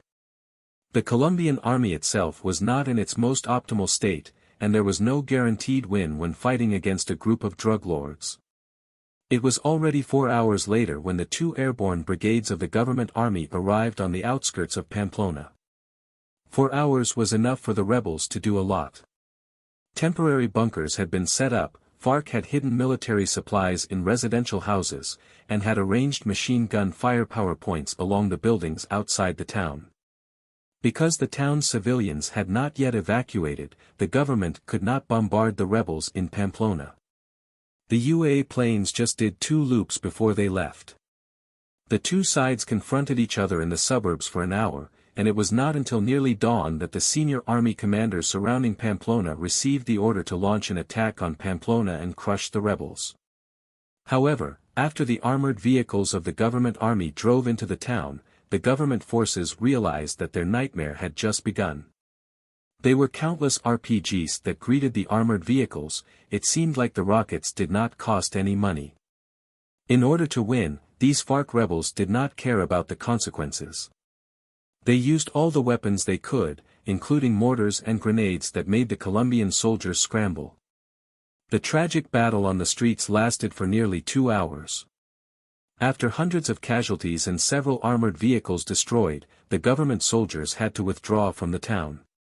Senior military commanders called the Colombian presidential palace and asked the presidential palace to decide whether if they should seek assistance from the UA military to send additional special forces, or to use heavy firepower against the rebels in the town, as either way, their current plan was not working. These FARC rebels were obviously not a group of stragglers, but elites supported by foreign forces. But how could the Colombian government have any ideas? The president just died. Congress was busy arguing. How could they take care of this mess? Just when the two sides were deadlocked in the Pamplona area, a small group of FARC guerrillas quietly mobilized along the Andes, as they targeted the busiest part of Colombia, the west coast. FARC's declaration of war on the Colombian government forces not only shocked the UA, but also their advisors, Russia and Xian. Timochenko not only pushed the plan ahead by half a year, but he also didn't send a message before he pulled the trigger. However, he couldn't take the entirety of the blame. One died at the hands of the CIB. Whether or not he really died because of the CIB, it was an excellent opportunity to attack the pro-UA government. The Colombian president was dead, the vice president was too incompetent to step in, thus the power struggle within the elites was escalating. The entire political situation in the country was in chaos and the popular support had plummeted. The excuse and the timing for a revolution were there. If he didn't use this opportunity, when would be a better time? With Timochenko's order, the FARC guerrillas active in the eastern tropical rainforest swarmed out and launched the largest offensive attack in the western region controlled by government forces in the 21st century. Wrapped in bullet chains and armed with light machine guns, the guerrillas rushed out of the tropical rainforest and swarmed the streets. They fired at any police vehicles they saw, which forced the Colombian police, with small pistols, unable to fend for themselves. The militia who came to support were no match either. They were forced to retreat, and soon the entire town was under the control of FARC. The same scene happened in different small towns at the foot of the Andes. This time Timochenko thoroughly implemented the strategy of besieging cities by taking control of the rural area first, as he executed guerrilla tactics to the extreme. The cities controlled by government forces were not touched at all, and the towns and villages with weak defense forces were his focus. As for the Colombian government forces, the situation could not be worse. To describe it in one word, it was chaotic. The vice president who had taken over for the president was a mascot. He did not have any influence in his party. If it weren't for Juan's death, he would never have the chance to become the president. However, even if he was a mascot, he was still the president. Not to mention a Congress with a complex power structure, he couldn't even manage the issues within the party, let alone to solve the diplomatic crisis and civil war. The battle in the Pamplona region was at a deadlock. The central area was once again in a guerrilla warfare. The Colombian government immediately dispatched an armored brigade to the Cucuta area north of Pamplona. On the one hand, the move was to calm the panic among the locals, and on the other hand, it was to prevent the FARC from taking control of this economic center. Unfortunately, South America was in typhoon season, and heavy rains had continued for many days. The road conditions in the Andes were terrible to begin with, and the threat of thunderstorms and mudslides turned the entire mountain area into a nightmare for armored forces. Most of the tanks were stranded at the foot of the mountain. The armored brigade had to abandon the cumbersome heavy armor, and the infantries transported by trucks were the first to arrive at the Colombia border. More unfortunately, this armor brigade just happened to encounter the FARC guerrillas. A battle broke out in the heavy rain between the two sides. Both sides were elite forces, especially the Colombian side. Although 2 tank battalions were forced to stay behind, the armored vehicles were still effective. In the end, the victory was decided after FARC guerrillas were forced to retreat. As for who really won, it was hard to say. After countless hardships, this elite force finally arrived in the Cucuta area, which finally stabilized Colombia's control of the border. For the next while, it was unlikely for FARC to plan an attack on this city, but it was inevitable for the two sides to fight for the control of this area. Because this location was a shortcut to Venezuela, Timochenko was determined to control the city in order to receive armored units from Russia and Exile. At this point in the war, the areas controlled by both sides were already divided. The Colombia government forces controlled most of the country, while the guerrillas used the Andes to gain a hold of the mountainous region in central Colombia, as well as its traditional sphere of influence parts of the deepest southern Amazon jungle. Here, it was worth mentioning the geographical environment of Colombia. The Andes was a dividing line that divided Colombia into 2 worlds. On the left was the bustling west coast, and on the right was the endless rainforest and grassland. On Google Maps, the crisscrossing highway network in the west created in sharp contrast with the bare east. It was not difficult to see the divided parts of the nation from the differences in the road network. Although Timochenko was a cruel and evil tyrant, and notorious for drug and hostage issues, he still received support in southeastern Colombia because his drug plantations concentrated in the southeast had greatly improved the living standards of local people. FARC's revolution did in fact draw in many young South Americans. If FARC's guerrillas took complete control of the Andes, it would inevitably cut off government control of the southern provinces, and there was no doubt the Colombian government would completely lose its influence. As a result, FARC could also take a large chunk out of Colombia's territory. And it was an outcome both the government and the UA did not want to see. Precisely to avoid this situation, just in the 24th hour when the FARC guerrillas launched a full-scale offensive against the Colombian government, the UA capital signed a special order and received an approval rate of more than 80%. The UA finally intervened.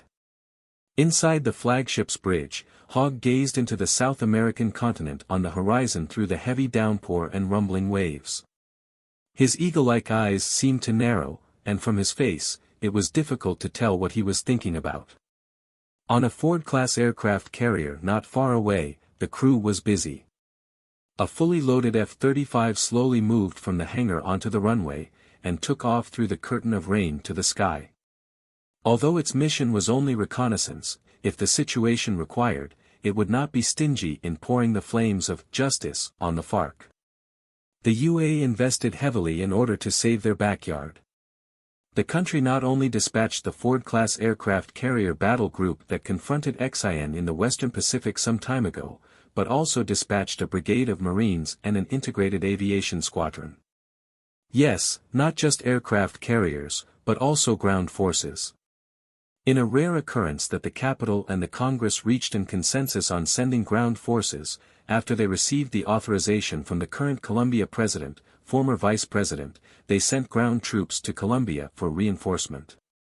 It seemed that this time the UA was not only planning to abuse their air superiority, but the country was also planning to run their tanks up for a lap. Even the aircraft carrier battle group was the latest Ford class. Jiang Chen made a malicious speculation that the UA likely decided to use Colombia as a weapon testing ground to test the Ford-class aircraft carrier battle group's capability to provide ground support. After all, among all aircraft carriers, this latest Ford class was the only class not tested by war. Of course, no matter what the UA's intentions were, the previously confident Timochenko was no longer certain about his decision when he saw the UA soldiers land on Colombian soil. This is the wrong decision. It is an interference in the Colombian people's choice of their future. It is an act of aggression. If the Vietnam War failed to teach the arrogant UA a lesson, then feel free to come. This is the second Vietnam, and I promise that the steepness of the Andes will make them have a good rest at night. If they dare to set foot on the land of Colombia, I will make sure there is no return trip. On TV, Timochenko shouted passionately into the interview microphone. With his saliva flying in the air, it was difficult to imagine he was a man over 70. Of course, anyone could speak loudly, the difficult part was keeping the promise. On the second day after the UA soldiers landed in South America, Timochenko called Jiang Chen. A few days ago, Jiang Chen wondered if he should give the man a call, but the phone call already arrived. As soon as the call was connected, Timochenko's voice, filled with urgency, went straight to the point. I need your help. The expected request was also the most troublesome request. We can't directly send troops to South America. The Russians have told you from the beginning. Once the war starts, you can only rely on yourself. Jiang Chen sighed, there is no doubt you chose the worst timing. There is no better time. The president of Colombia was assassinated and the people of Colombia need a strong leader to seek justice, instead of inviting the murderer in and allowing the CIB to falsify the case. Timochenko said indignantly. Is this an attempt to flatter him? Jiang Chen countered it. Regardless of whether he acted confused or was really confused, Celestial Trade did need to put the blame on the CIB. But unfortunately, even so, Jiang Chen could not send ground troops to help him win this war. An orbital airborne brigade was not an option, at least not before the results of the UA election. Moreover, it was not worth the loss for the diplomatic strategy of Celestial Trade to touch the sensitive nerves of half of the South American countries for the sake of Colombia. The option of using Madagascar mercenaries was available, but they were reserved for Aisha's natal family. Some time ago, he asked Ivan to expand the scale of non-staff personnel, or contractor, but there was still less than half a month before the deadline. He couldn't just send the recruits to die. Jiang Chen's finger lightly tapped on the table. After a moment of thought, he said. Although we cannot send troops directly to support you, we can send you some anti-aircraft artilleries and surface-to-air defense missiles. It may be laughable to fight F-35s with obsolete anti-aircraft missiles and anti-aircraft artillery, but these weapons could still interfere with airstrikes and deter them. It was impossible for the UA to invest too many ground forces in South America. The Brigade of the Marine Corps was mostly there to help the government forces defend important cities and facilities.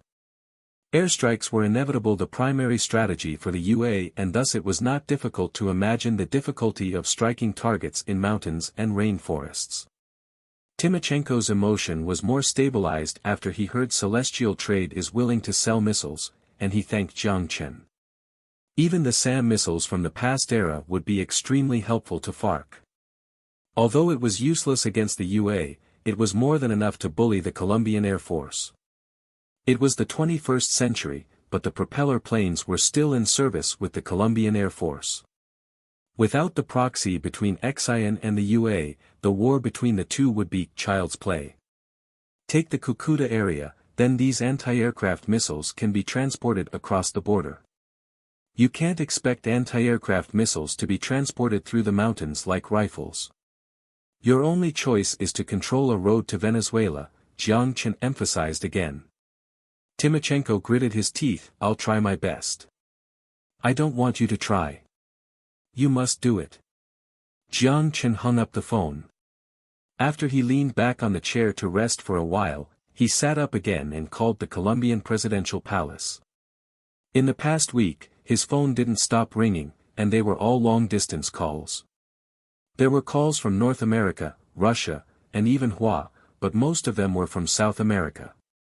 Some of these calls were made to the XIN embassy in Colombia to confirm the current situation of the injured Zhang Yaping.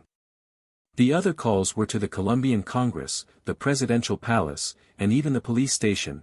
In short, he was demanding them to release people. Release people?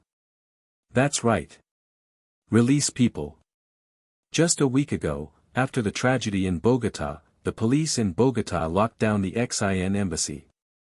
It threatened that the delegation of XIN was restricted from leaving the country until the murder investigation was clear.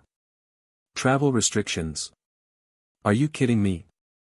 Also considered a suspect, the CIB not only could freely enter and leave the country, but it was also part of the investigation.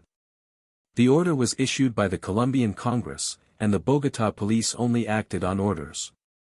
As for the newly appointed Colombian president, because the transfer of power was too hasty, while he did promise to lift the restriction order as soon as possible, it was obvious that he could do very little in the current circumstance.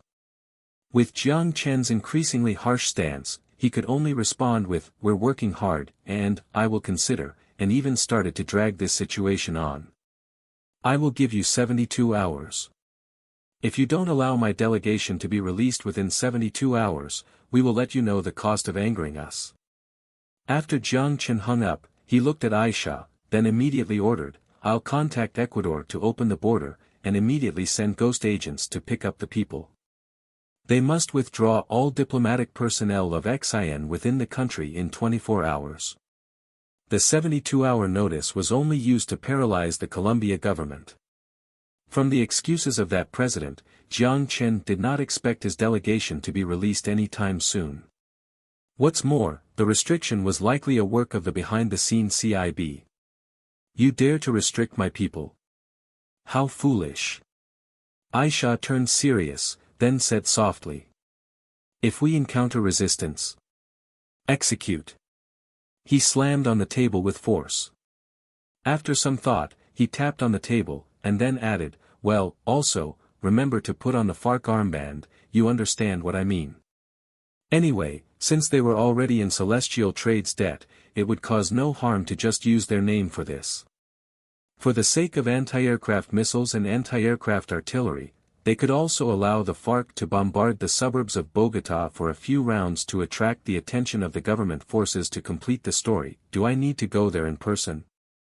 "No," Jiang Chen shook his head. "It's enough to send a few reliable agents. Now is a critical period, and you need to take command of the headquarters." "Then I will send Zhu Yu," Aisha responded. "You can take care of this matter. By the way, ask her to bring Lilith back too." When he thought of Lilith, he had a headache.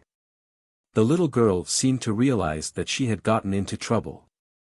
She had been staying at the embassy for a while, afraid to come back. However, was that decision effective? If Jiang Chen really wanted to punish her, he would have traveled back to the apocalypse and brought a hammer to the server room. The monk could run, but the temple couldn't run. The sofa in the study of XIN embassy in Ecuador was now occupied by a girl about 12 or 13 years old. Just like an internet addict, she had a phantom helmet on as she laid there motionlessly. Since she arrived at the embassy more than a week ago, she claimed her territory in the study as her own. Footsteps could be heard coming downstairs. When Lilith heard the movement downstairs, she moved slightly, twisted her neck, and turned to the door. Unlike ordinary people, she still retained her senses to the outside world when she was connected to the phantom helmet. When she saw Zhu Yu and the others enter the study, Lilith's expression suddenly froze. It was as if she had guessed why they came. Zhu Yu walked next to the sofa and looked at the little girl in front of her. It was difficult for her to draw the connection between a powerful individual who killed 4 supernatural beings on her own plus a squad of SEALs, with her. She just looked like an EET. Zhu Yu let out a sigh, kneeled down, and gently persuaded Lilith. "I'm here to take you home." When this mission is over, will you come home with me? Lilith shook her head, and a scared expression appeared on her face. Although humans were no different from insects to the artificial intelligence, there was an exception, the man named Jiang Chen. As the only individual who stood out from many samples, Jiang Chen's quality as a sample was undoubtedly the best among the many samples she had seen. Although his combat power and IQ were not necessarily the best among the people she encountered, he was the most interesting for her. After they met again at Line 0, she was surprised by Jiang Chen's growth, but there was a hint of fear that she started to feel. Would artificial intelligence feel scared? One intermediate artificial intelligence may not, but advanced artificial intelligence certainly would. If there is any difficulty, you can tell me, I will try to help you solve it. Zhu sighed as she watched Lilith, who refused to get up from the sofa. Then she patiently explained, Jiang Chen is worried about you, so he hopes you will go back soon. Then can you make him not be upset? Lilith immediately asked, I'm afraid he will beat me. Mr. Jiang is not that kind of person, the female agent behind Zhu Yu immediately retorted. Like most ghost agents, they deeply respected, or even longed for the man who took them away from hunger and war and gave them a second life. You are too naive. Lilith eyed the woman, and then let out a sigh that was uncharacteristic for her age, and said slowly, You don't know how much that man is, ahem. Zhu Yu felt that she had to interrupt her, and coughed hard, Miss Lilith, I will report every word you say to Jiang Chen. I can guarantee that he did not get mad because of the incident in Bogota. However, I can't guarantee his attitude won't change if you continue on this silly topic. Obviously, the last sentence worked. Lilith closed her mouth immediately. When she saw Zhu Yu's uncompromising expression, she knew that she couldn't stay here anymore, so she had to make a reluctant compromise. Well, I can go back, but I have a request. Zhu Yu motioned her to continue with her eyes. Lilith slowly crawled up from the sofa, and then looked at the two at the door. You are going to Colombia for a mission? Take me with you. Little girl, we are not going to travel, the female agent behind Zhu Yu teased. I know. Lilith nodded blankly and raised her right hand. In the horrified expression of the two silver metal balls flew out from her cuffs. Under the interference of the special force field, they rose from her palms and flew up and down, separated then condensed. Gradually, the flying speed of the metal ball became faster and faster, and it formed a flashing silver ring above her palm. A touch of splendor appeared in Zhu Yu's eyes. You also have superpowers. Although Zhu Yu didn't know about her special ability, but since Lilith was able to defeat the senior Kurofian members' trump cards, then it must be through the help of this silver metal sphere. Well, it's not wrong to interpret it this way, Lilith said with her emotionless state after she recalled the balls into her sleeves. It's very troublesome to explain specifically. In short, I can easily take care of a battalion. What do you think?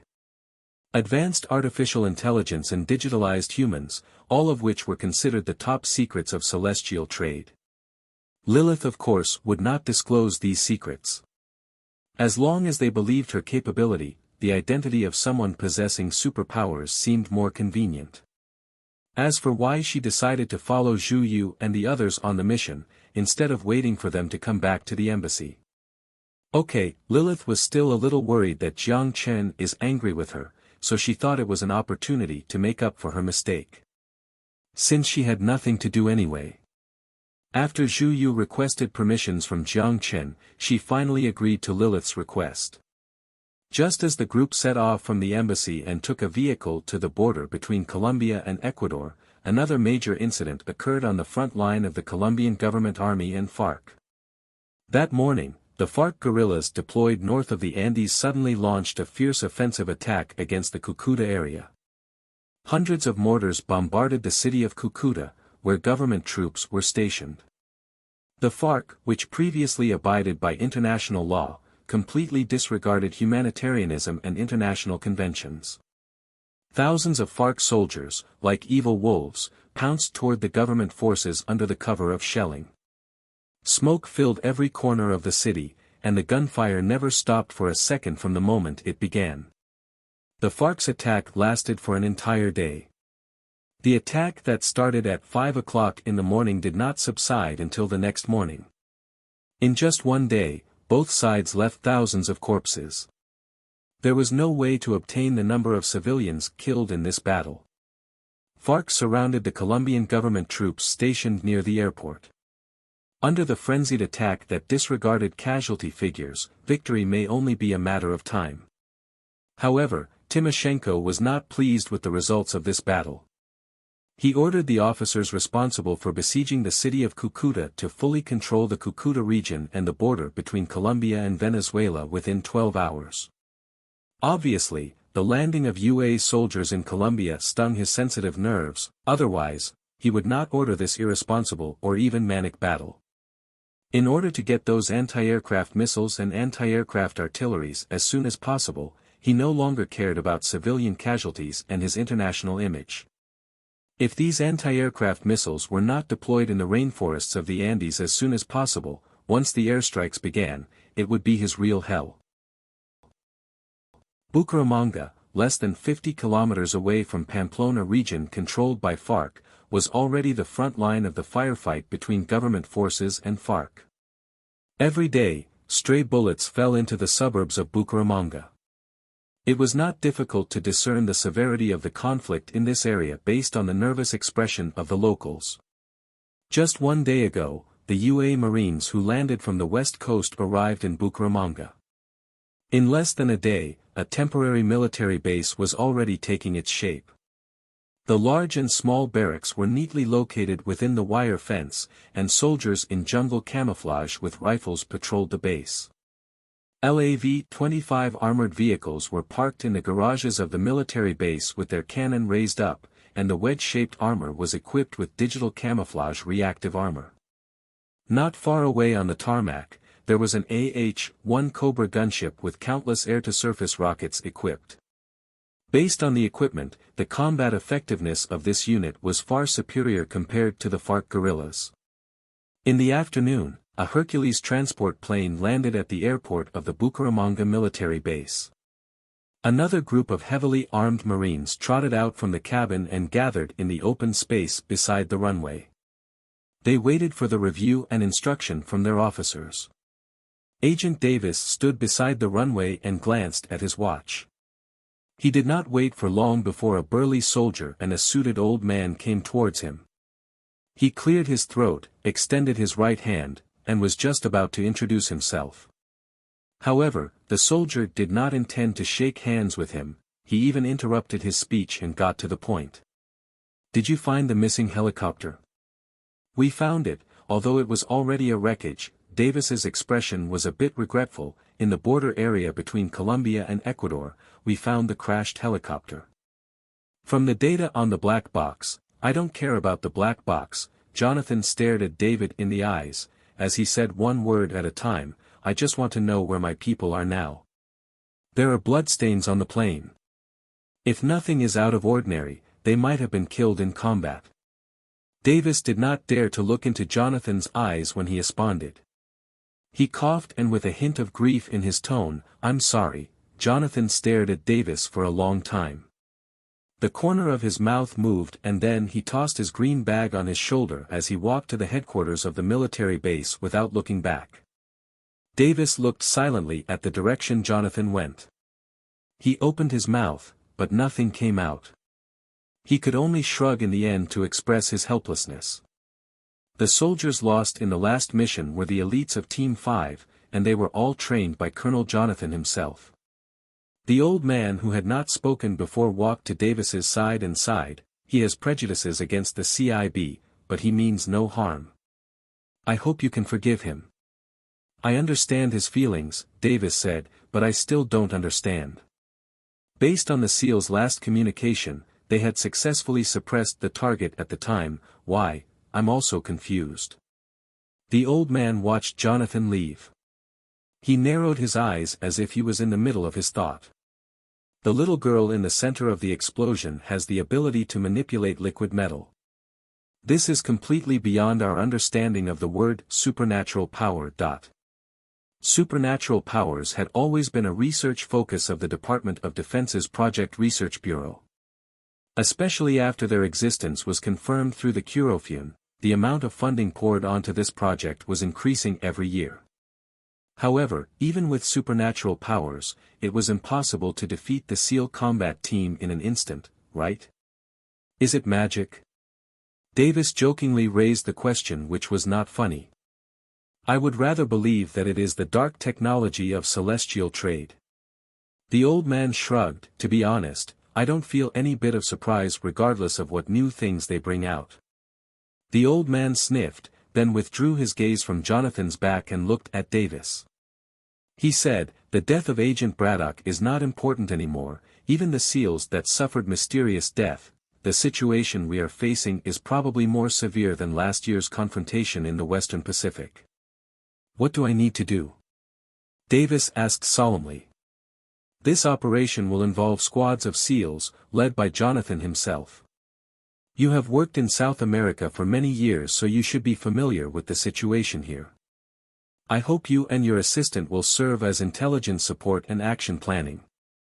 The old man said. Decapitation? A look of sharpness quickly appeared in Davis's eyes, but Timochenko is hiding in the mountains, no one knows where he is hiding. It's not Timochenko, it's the XIN embassy. The old man looked to the Cobra gunship that was taking off on the tarmac, and a sinister smile appeared. To be precise, it is the ghosts preparing to save people. XIN embassy, Bogota. The heavily armed Colombian soldiers surrounded the embassy and even put up yellow lines as a cordon outside the embassy. They only left a small opening at the front entrance. There were 2 police assault vehicles parked at the main entrance, controlled by the Bogota police. Everyone who entered or exited was questioned. Fully abided by the Geneva Convention, the Colombian people did not step into the embassy and they only placed the streets near the embassy under martial law. Obviously, even at this chaotic moment, they did not intend to turn their relationship with XIN even sourer. But then again, if Colombian soldiers really stepped into the embassy, the ghost agents wouldn't be the ones paying them a visit, it would be the Orbital Airborne Brigade. In the living room of the embassy, Zhang yapping with a bandage on his forehead did not appear in the best shape as he laid on the sofa. Obviously, the car crash did leave its marks, but fortunately, there was nothing serious with his injury, at least he could get out of bed. These days, his phone was about to explode based on the number of calls. Because Bogota police requested the delegation to cooperate with the investigation and even took measures to restrict their travel, he was placed under house arrest in the embassy and had to cancel the rest of his South American trip. He even had to handle domestic affairs through satellite phones. No one was allowed to enter or leave the embassy. It was precisely this that when he saw Zhu Yu and the others, he was genuinely shocked. Why are you here? Mr. Jiang asked me to take you home. With a rifle attached to the K2 kinetic skeleton, Zhu Yu sat on the sofa across from Zhang yapping and gestured to the agent behind her to close the curtains. What's the plan? Zhang yapping asked. In 1 hour, the FARC guerrillas will launch a feint attack on the eastern suburbs of Bogota to attract the attention of the police and the garrison. We'll cover you to evacuate from the embassy. There is a helicopter in the western suburb, we'll board there. We can't get out at all, Zhang yapping shook his head and glanced at the closed curtains. You saw it when you came in. There are all those people outside. I think there is at least a battalion. There is only a company from the presidential palace. Lilith said she will take care of it. Zhang yapping was taken aback when he heard the strange name. Who is Lilith? The person who saved your life last time. Zhang yapping's face suddenly turned green. What the foo asterisk K?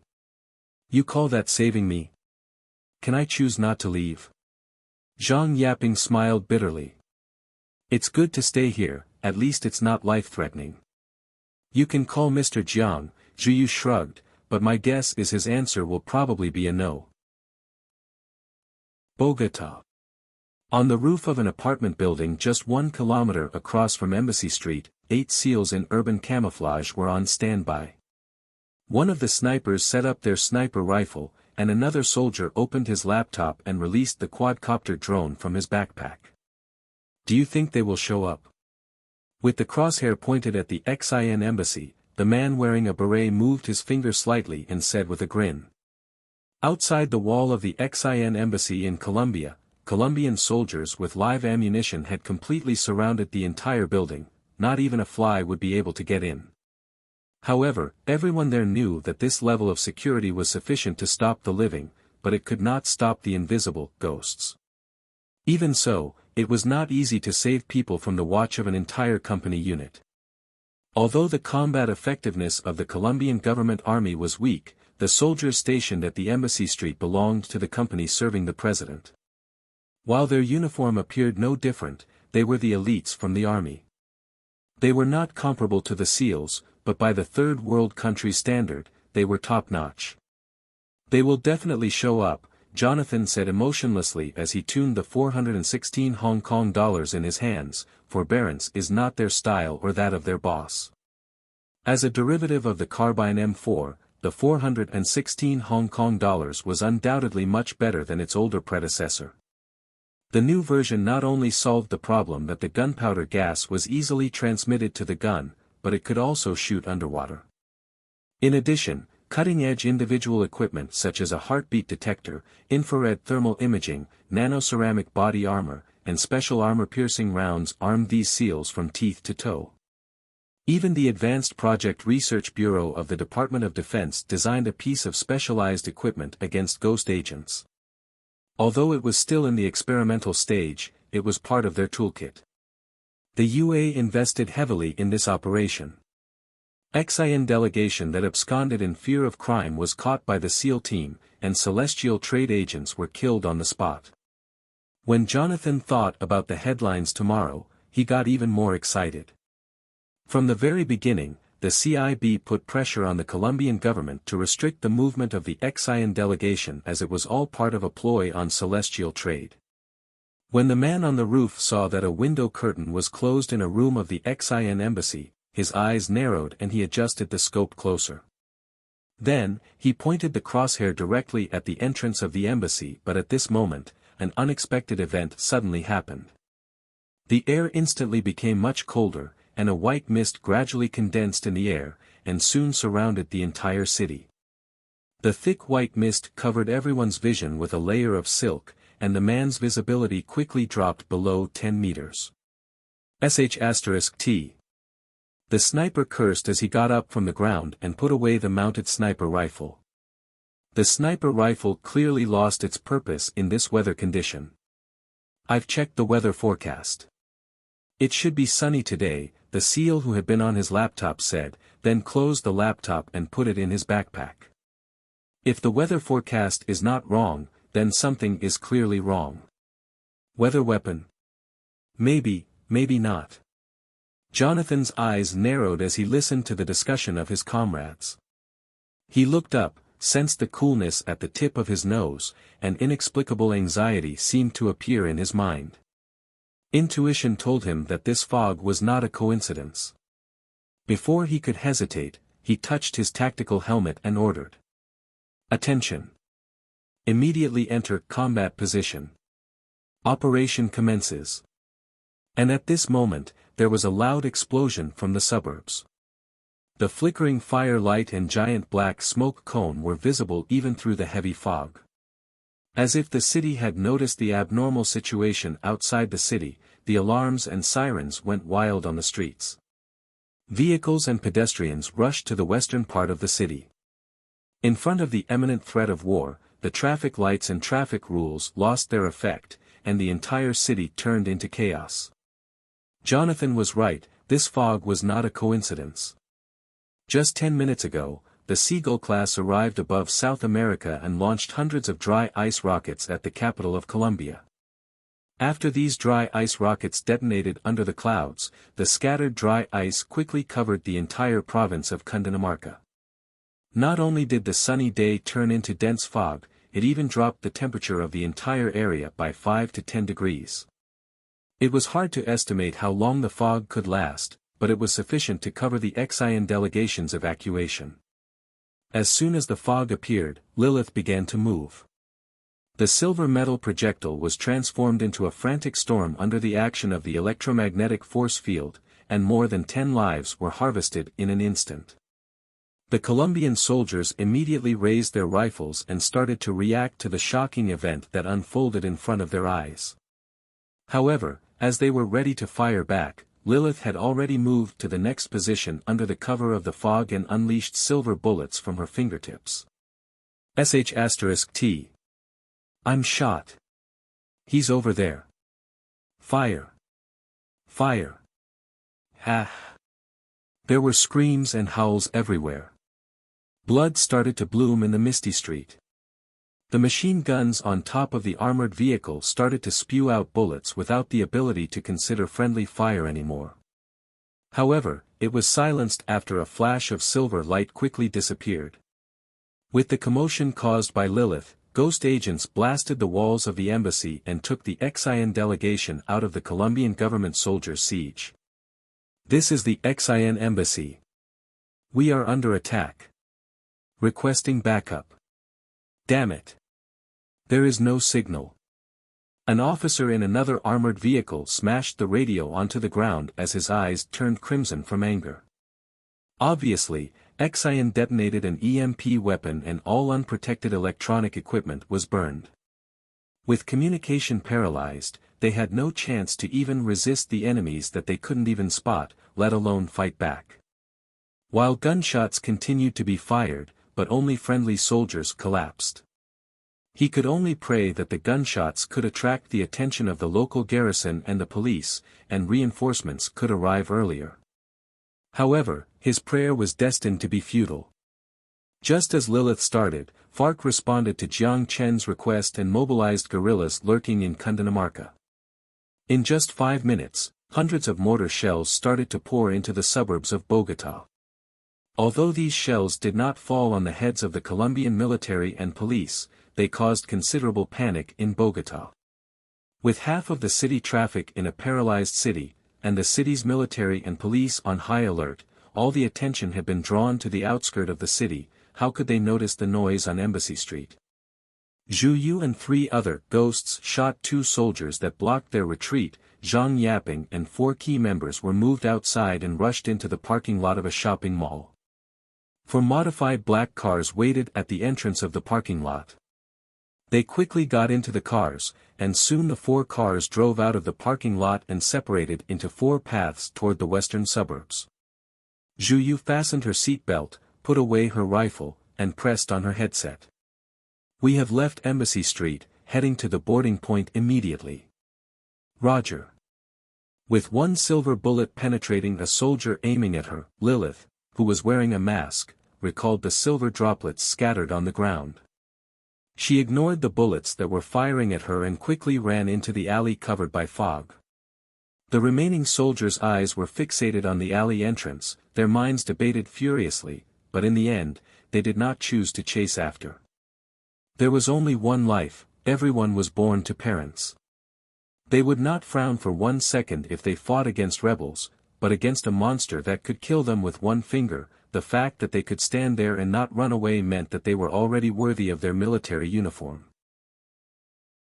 When Jonathan and his team of SEALs advanced to the vicinity of the embassy, they only saw a messy battlefield. The wounded soldiers supported each other with their rifles and walked to the side of the road. Soldiers, laid on stretchers, were put into ambulances by medics and sent to the hospital for treatment. A scrapped armored vehicle rested in the middle of the road, and the cratered bullet holes on the armor surface told of the tragedy that happened. Jonathan's brows twitched as he examined the destroyed armored vehicle. The sniper next to him stepped forward and touched the inverted steel plate and was shocked. He was usually a talkative one, but not a word came out of him at this moment. The rest of the SEAL's mood was also down as they disguised their thoughts and emotions. His clenched fists loosened. For some reason, Jonathan was suddenly rejoiced that he was, fortunately, a beat behind. They obviously underestimated the strength of the ghost agents. It took less than 5 minutes to beat an elite enhanced company. Jonathan questioned that even the legendary SEAL Team 6 might not be capable of this same feat.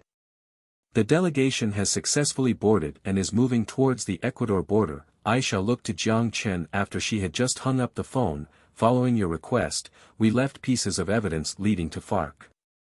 Very good. Jiang Chen smiled and nodded.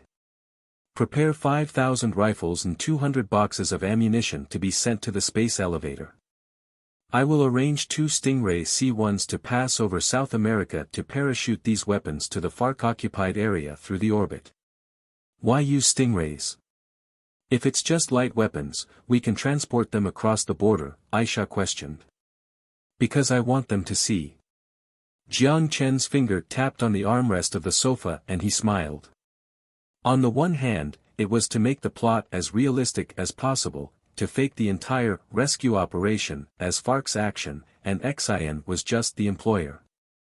On the other hand, it also served as a warning to the UA.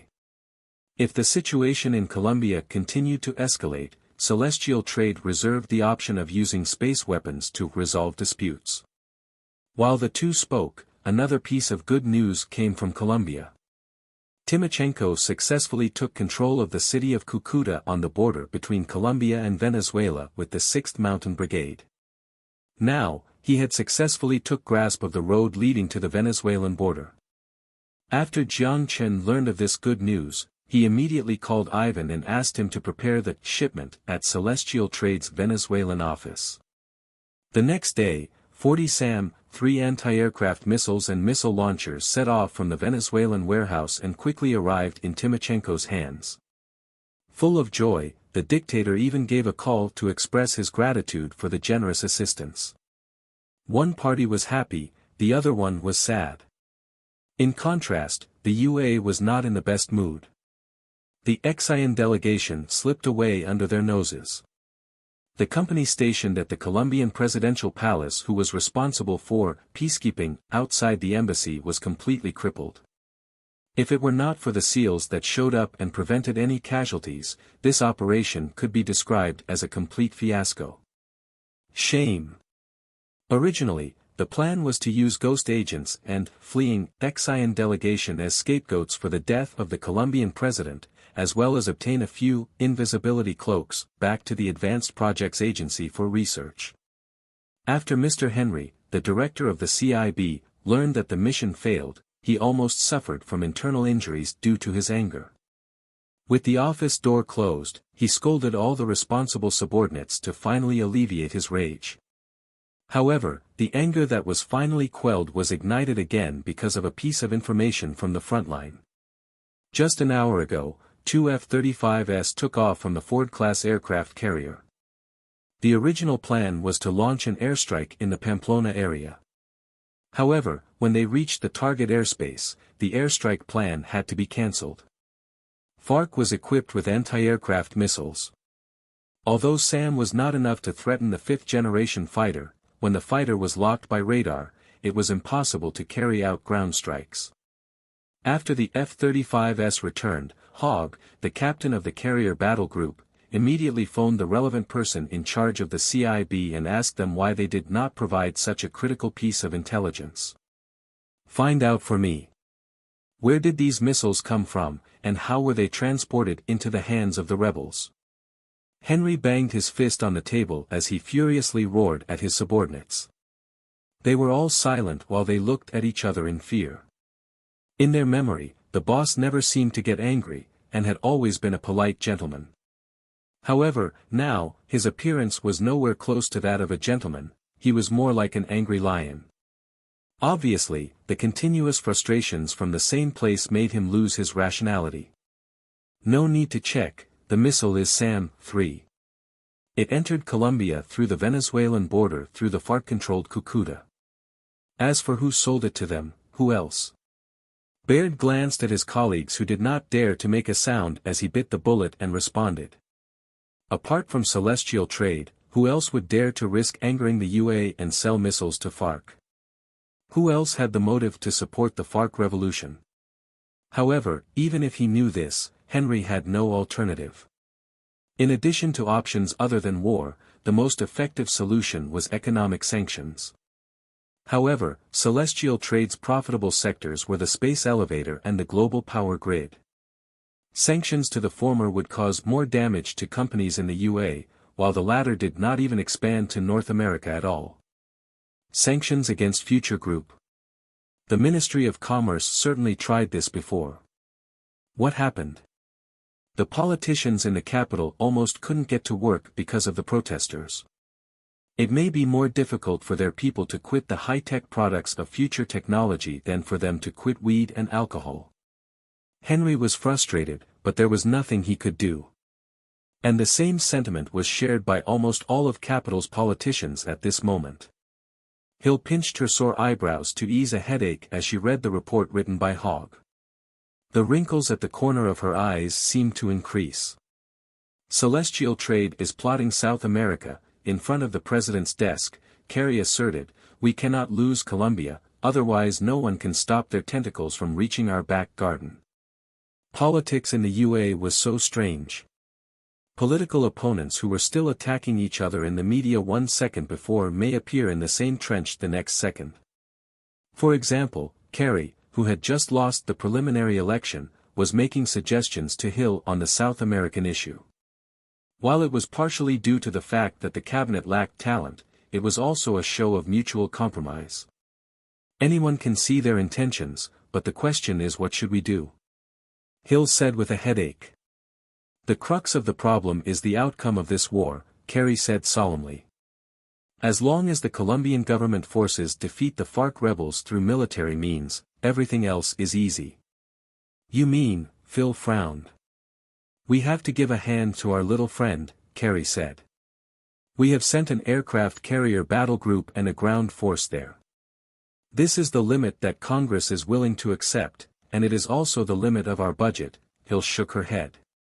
We can't send more ground troops in this war that does not belong to us. Did I say to increase the number of troops? A grin appeared on Carey's face. I mean, we can ask our allies. Chapter 1318 Code Name, Torch.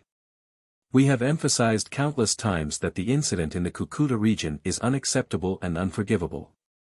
We regret the fact that Hua and Russia voted against the UN proposal. Here, I reiterate that NATO will not abandon its allies, nor will it tolerate a group of criminals trying to overthrow democracy. At the press conference, the Secretary-General of NATO made a stern statement in front of the reporters. Based on the hostile tone in his voice, many people sensed something big was about to unfold. During the question session, reporters targeted all different kinds of questions. Mr. Stoltenberg, what do you think about FARC's statement on the civilian casualties caused by the UA airstrikes? Mr. Stoltenberg, is NATO going to militarily interfere in the Colombian civil war? Stoltenberg did not reveal an extra word in front of the eager reporters. He repeatedly emphasized what was mentioned in the previous statement, and reiterated NATO's position on the Colombian issue. He did not reveal any intent on the use of military units against FARC. However, on the second day after the press conference ended, NATO suddenly took action. On June 10, NATO countries including Britain, France, Italy, and Turkey declared war on FARC, announcing that they would send coalition forces to join the Colombian government to suppress FARC's illegal revolution. Code name, Torch. 70,000 NATO coalition forces boarded ships in different ports and would soon cross the Atlantic Ocean. They would gather at Barranquilla, the largest port on the north coast of Colombia. Turkey was the most enthusiastic country. Almost on the day of the declaration of war, it sent an expeditionary force to respond to this just war. It was anxious to emphasize their own presence in NATO, as a plan to add bargaining chips to join the European Union. Among the 70,000 coalition forces, half came from Turkey. A South American version of the Desert Storm was brewing along the Gulf of Mexico.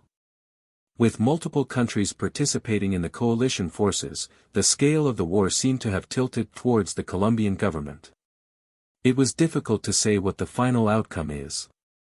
Would it be FARC collapsing under the rampage of the coalition forces, or would the Andes and the Amazon become a nightmare for the nations?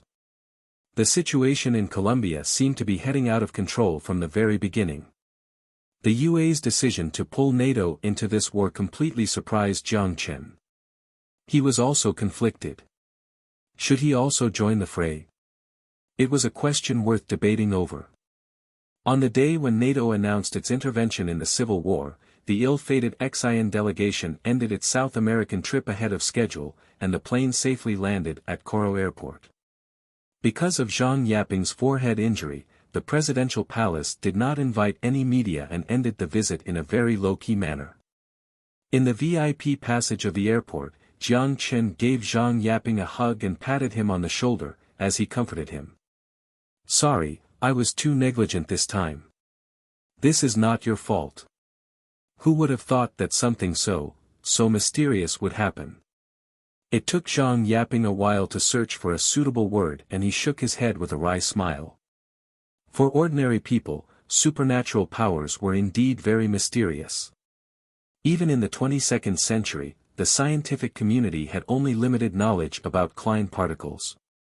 Particles active in the fourth dimension were like magic to humans living in the third dimension.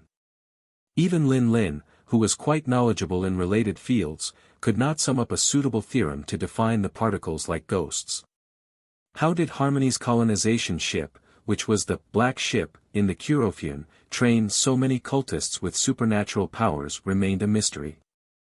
Jiang Chen knew that the UA must also be studying this mystery, and was also as clueless. After Jiang Chen put Zhang Yaping into the car, he looked at Lilith, who had been silently standing behind Zhu Yu. Lilith seemed to have noticed Jiang Chen's sly expression, as her movement seemed somewhat stiff. She subtly looked away and then poked Zhu Yu. Zhu Yu remembered the promise she made before they returned. After a moment of hesitation, she stepped forward half a step and nodded. "Miss Lilith helped us a lot while covering the retreat of the delegation. She hopes that you will not be angry about her previous mistakes in South America." "Well, I see." Jiang Chen nodded to Zhu Yu and the three other ghost agents behind her and smiled. "Your mission in South America was very well executed. Thanks to you, the stranded delegation can finally return home safely." "It is our honor to serve you," Zhu Yu humbly said. "You can rest over these next few days. I will let Aisha give you a long vacation," Jiang Chen said. Then, Zhu Yu and the three other ghost agents left the VIP passage of the airport. While Lilith tried to act low-key as she attempted to quietly leave with Zhu Yu, Jiang Chen obviously did not ignore her existence as he blocked her. "Miss Lilith, where are you going?" Contrary to Lilith's expectation, Jiang Chen did not blame her for her mistakes in Colombia and did not even mention what happened. He just asked her to put on her seat belt after getting in the car. The elevation gradually increased, and the lure quickly ascended into the first-speed maglev lane and drove toward the highway outside the airport. The tip of Lilith's nose was stuck to the car window as she looked at the scenery quickly disappearing behind her, as she suddenly said, "Can I ask you a question?" "Go ahead," Jiang Chen said casually. "Is it troublesome for a program to have its own thoughts?" Lilith asked as she looked at Jiang Chen for an answer. "Troublesome? You could say that," Jiang Chen responded casually as he controlled the steering wheel. "Really?" Lilith nodded blankly without speaking any more. It was difficult to tell what was going on in her mind. Jiang Chen glanced at Lilith and then looked forward again, and continued. "Because once a program has its own thoughts, people can no longer use it as a tool, which is contrary to the original intention when people invented the program. The tool itself is only to make life more convenient, not to make it troublesome." Lilith raised her head and looked at Jiang Chen. "You said something very interesting. It's very unlike you." "Unlike the usual me," Jiang Chen smiled, and he turned the steering wheel. "Occasionally, I'll say something that even I don't even understand. There is one more question. About your last sentence, I can interpret it as, for you, am I not just a tool?" Lilith asked blankly, in her same expressionless state. "Of course not," Jiang Chen nodded, still smiling. "Really?" After Lilith said this, she stopped talking for the rest of the way. Although she still had the same energy-saving expression, instinct told Jiang Chen that she seemed to be in a good mood. Lilith's return did not bring much change to the mansion. She remained in the same position, which was lying on the sofa with her phantom helmet on, for 80% of the day. If she was not in the living room, then she was in Jiang Chen's office. There was no need to eat or go to the washroom. From this perspective, the digitalized human's body was quite convenient. Time passed day by day, and it was soon June 15th, 5 days after Lilith had returned home. Unsurprisingly, Timochenko called again. The NATO coalition force was fully prepared and on the aggression. Although the troop carrier had yet to enter the Gulf of Mexico, the thought alone frightened him every day. When FARC publicly stated it was 140,000 soldiers strong, its modern army force was less than 20,000 people. With the support of Russia and XIN, FARC could easily defeat the Colombian government force. However, against the well-equipped and well-trained NATO coalition force, they stood no chance. Timochenko wanted to pull celestial trade into the Colombian Civil War, but it was impossible before the results of the UA election. If you can hold your ground until the end of November, I can consider launching an orbital airborne brigade to Colombia, Jiang Chen said. The end of November. Timochenko's face turned a bit sour. 5 months. You just gave me a tough problem. Ha, who has been giving us problems? It's you. If you waited until November before you tore the peace deal, I promise it would not take a month for you to be the new president. Jiang Chen couldn't stand the facts as he scolded him. Timochenko smiled bitterly.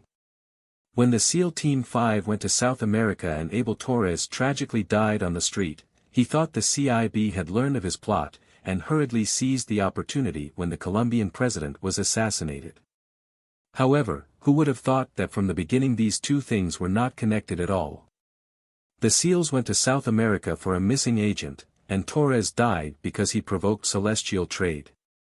A series of coincidences led to the current situation, and it was futile to point fingers. At this moment, even the CIB probably didn't expect that tracking down a missing agent and a Colombian drug lord could lead to this conspiracy.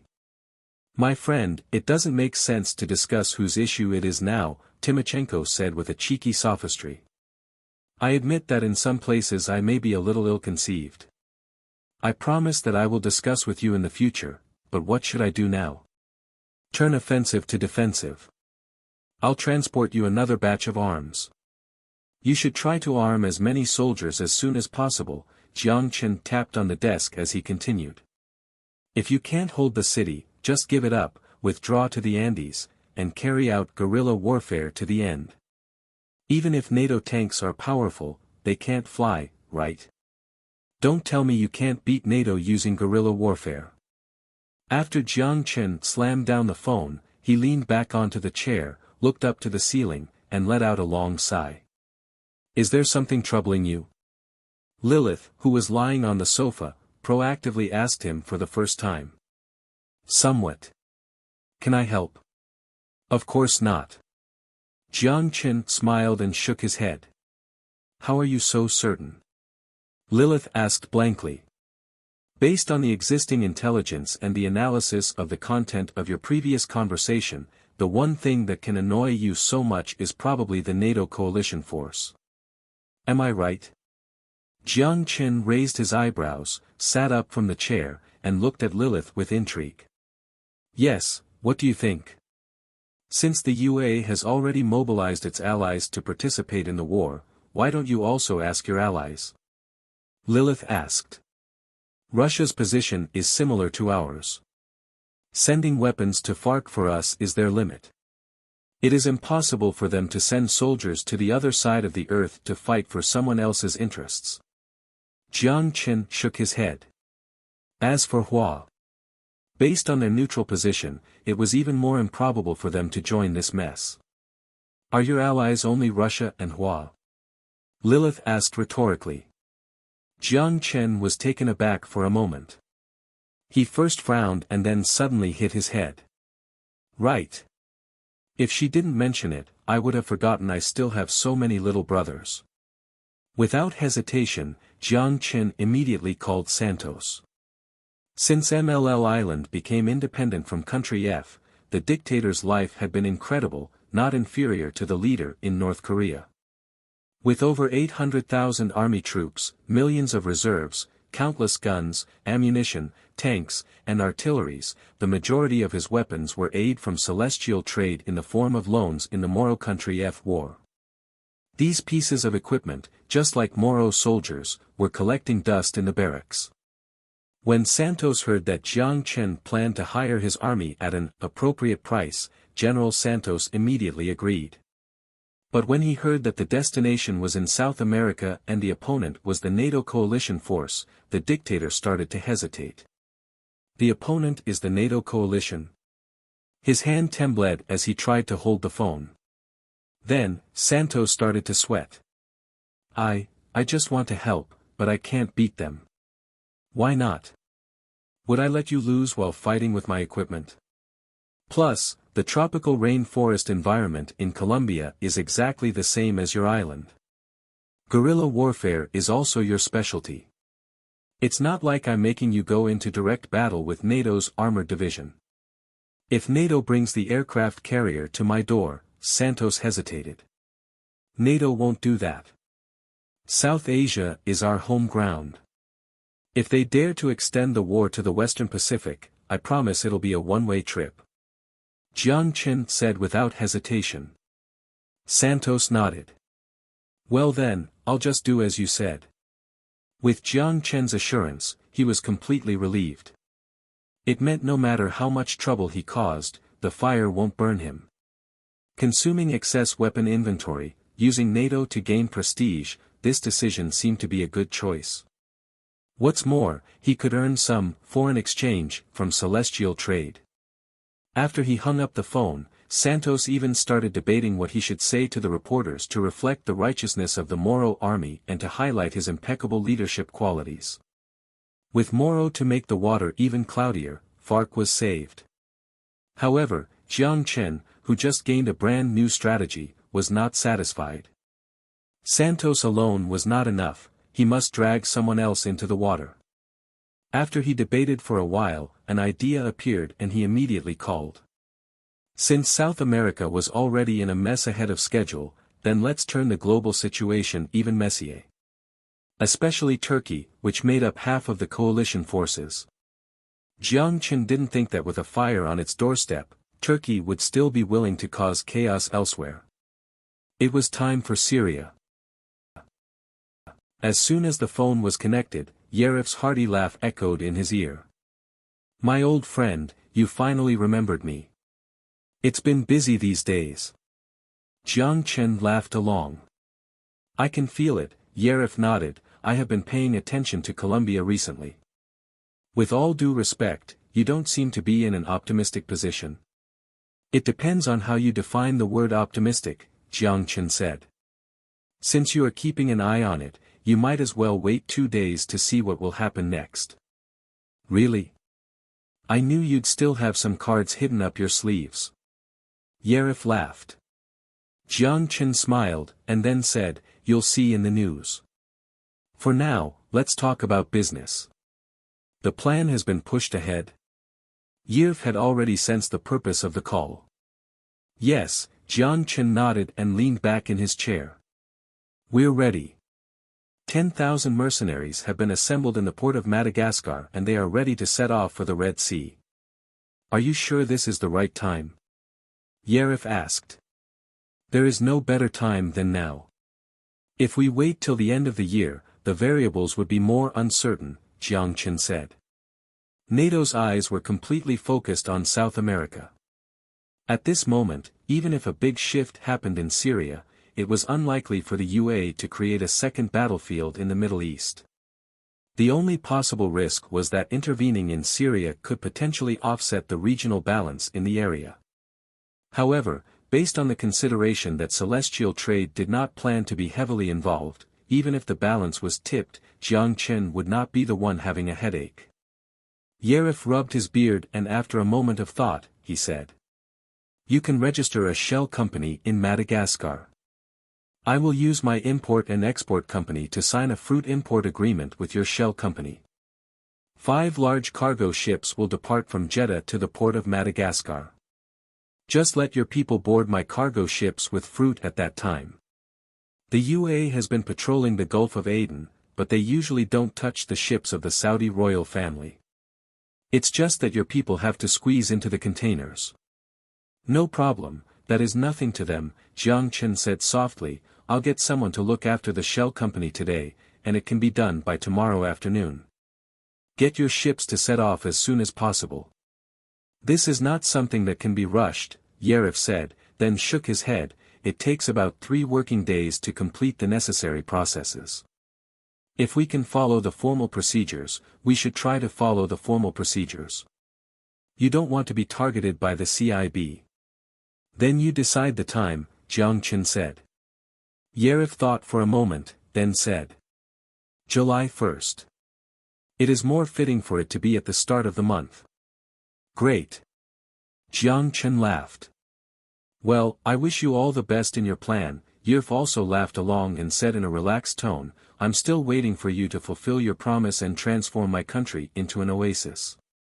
On June 27, NATO coalition forces crossed the Atlantic and landed in South America. After the coalition forces disembarked at the port of Barranquilla, they immediately proceeded to the front line between the Colombian government and the FARC rebels, Bucaramanga.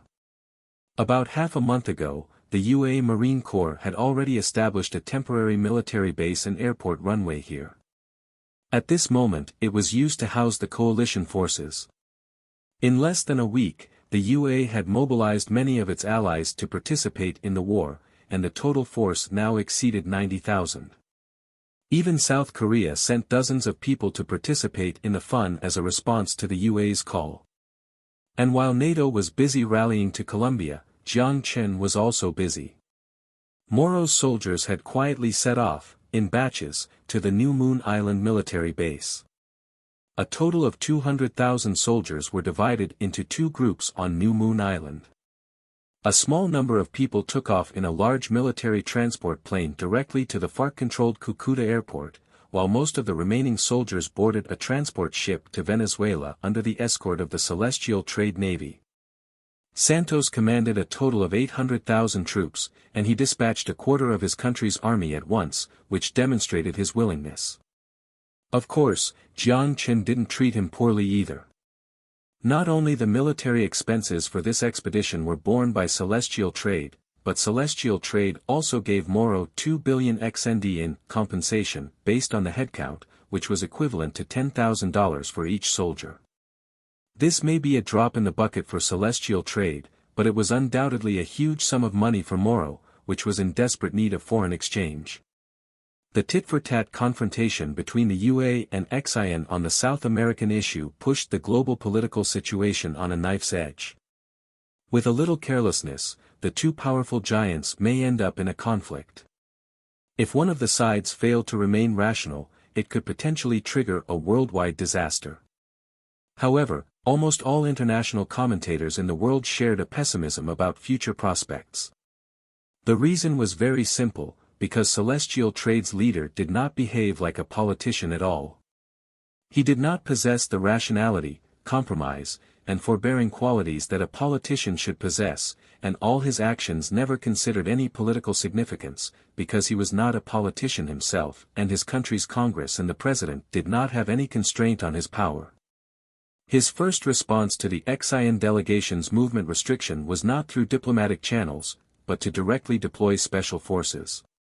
He even shamelessly used the local rebels as scapegoats in the end while he claimed that he only spent money to purchase the hostages back. No one believed that a group of guerrillas could enter the city center without being detected, and completely cripple a company of soldiers.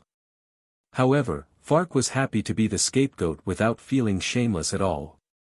On the contrary, it left Colombia and the UAE speechless, as well as the commentators that closely followed this incident. In 5 months, it was the UAE general election. The overlord of the old world would elect its ruler. Based on the current polls, Joseph Kennedy's approval rate was slightly higher than the internet celebrity Mr. Trump. However, What surprised the UA citizens was that after several debates, Trump's approval rating rose instead of fell. Curses, offensive comments, ridicules, and black humor filled this election. The televised debate that ended just now could only be described as a mess. People all over the world were paying close attention to this election to see what else the seemingly careless new candidate had to say. At least one thing, whether correct or not, most people, especially young people, agreed. Hua took away their jobs, Xian took away their hegemony, and the UA was in decline. The UA should strengthen its strategic deployment in the Pacific. If an aircraft carrier battle group was not sufficient, then send a few more. Then, a tough president would negotiate with them. Also, the UA should indeed restrict immigration.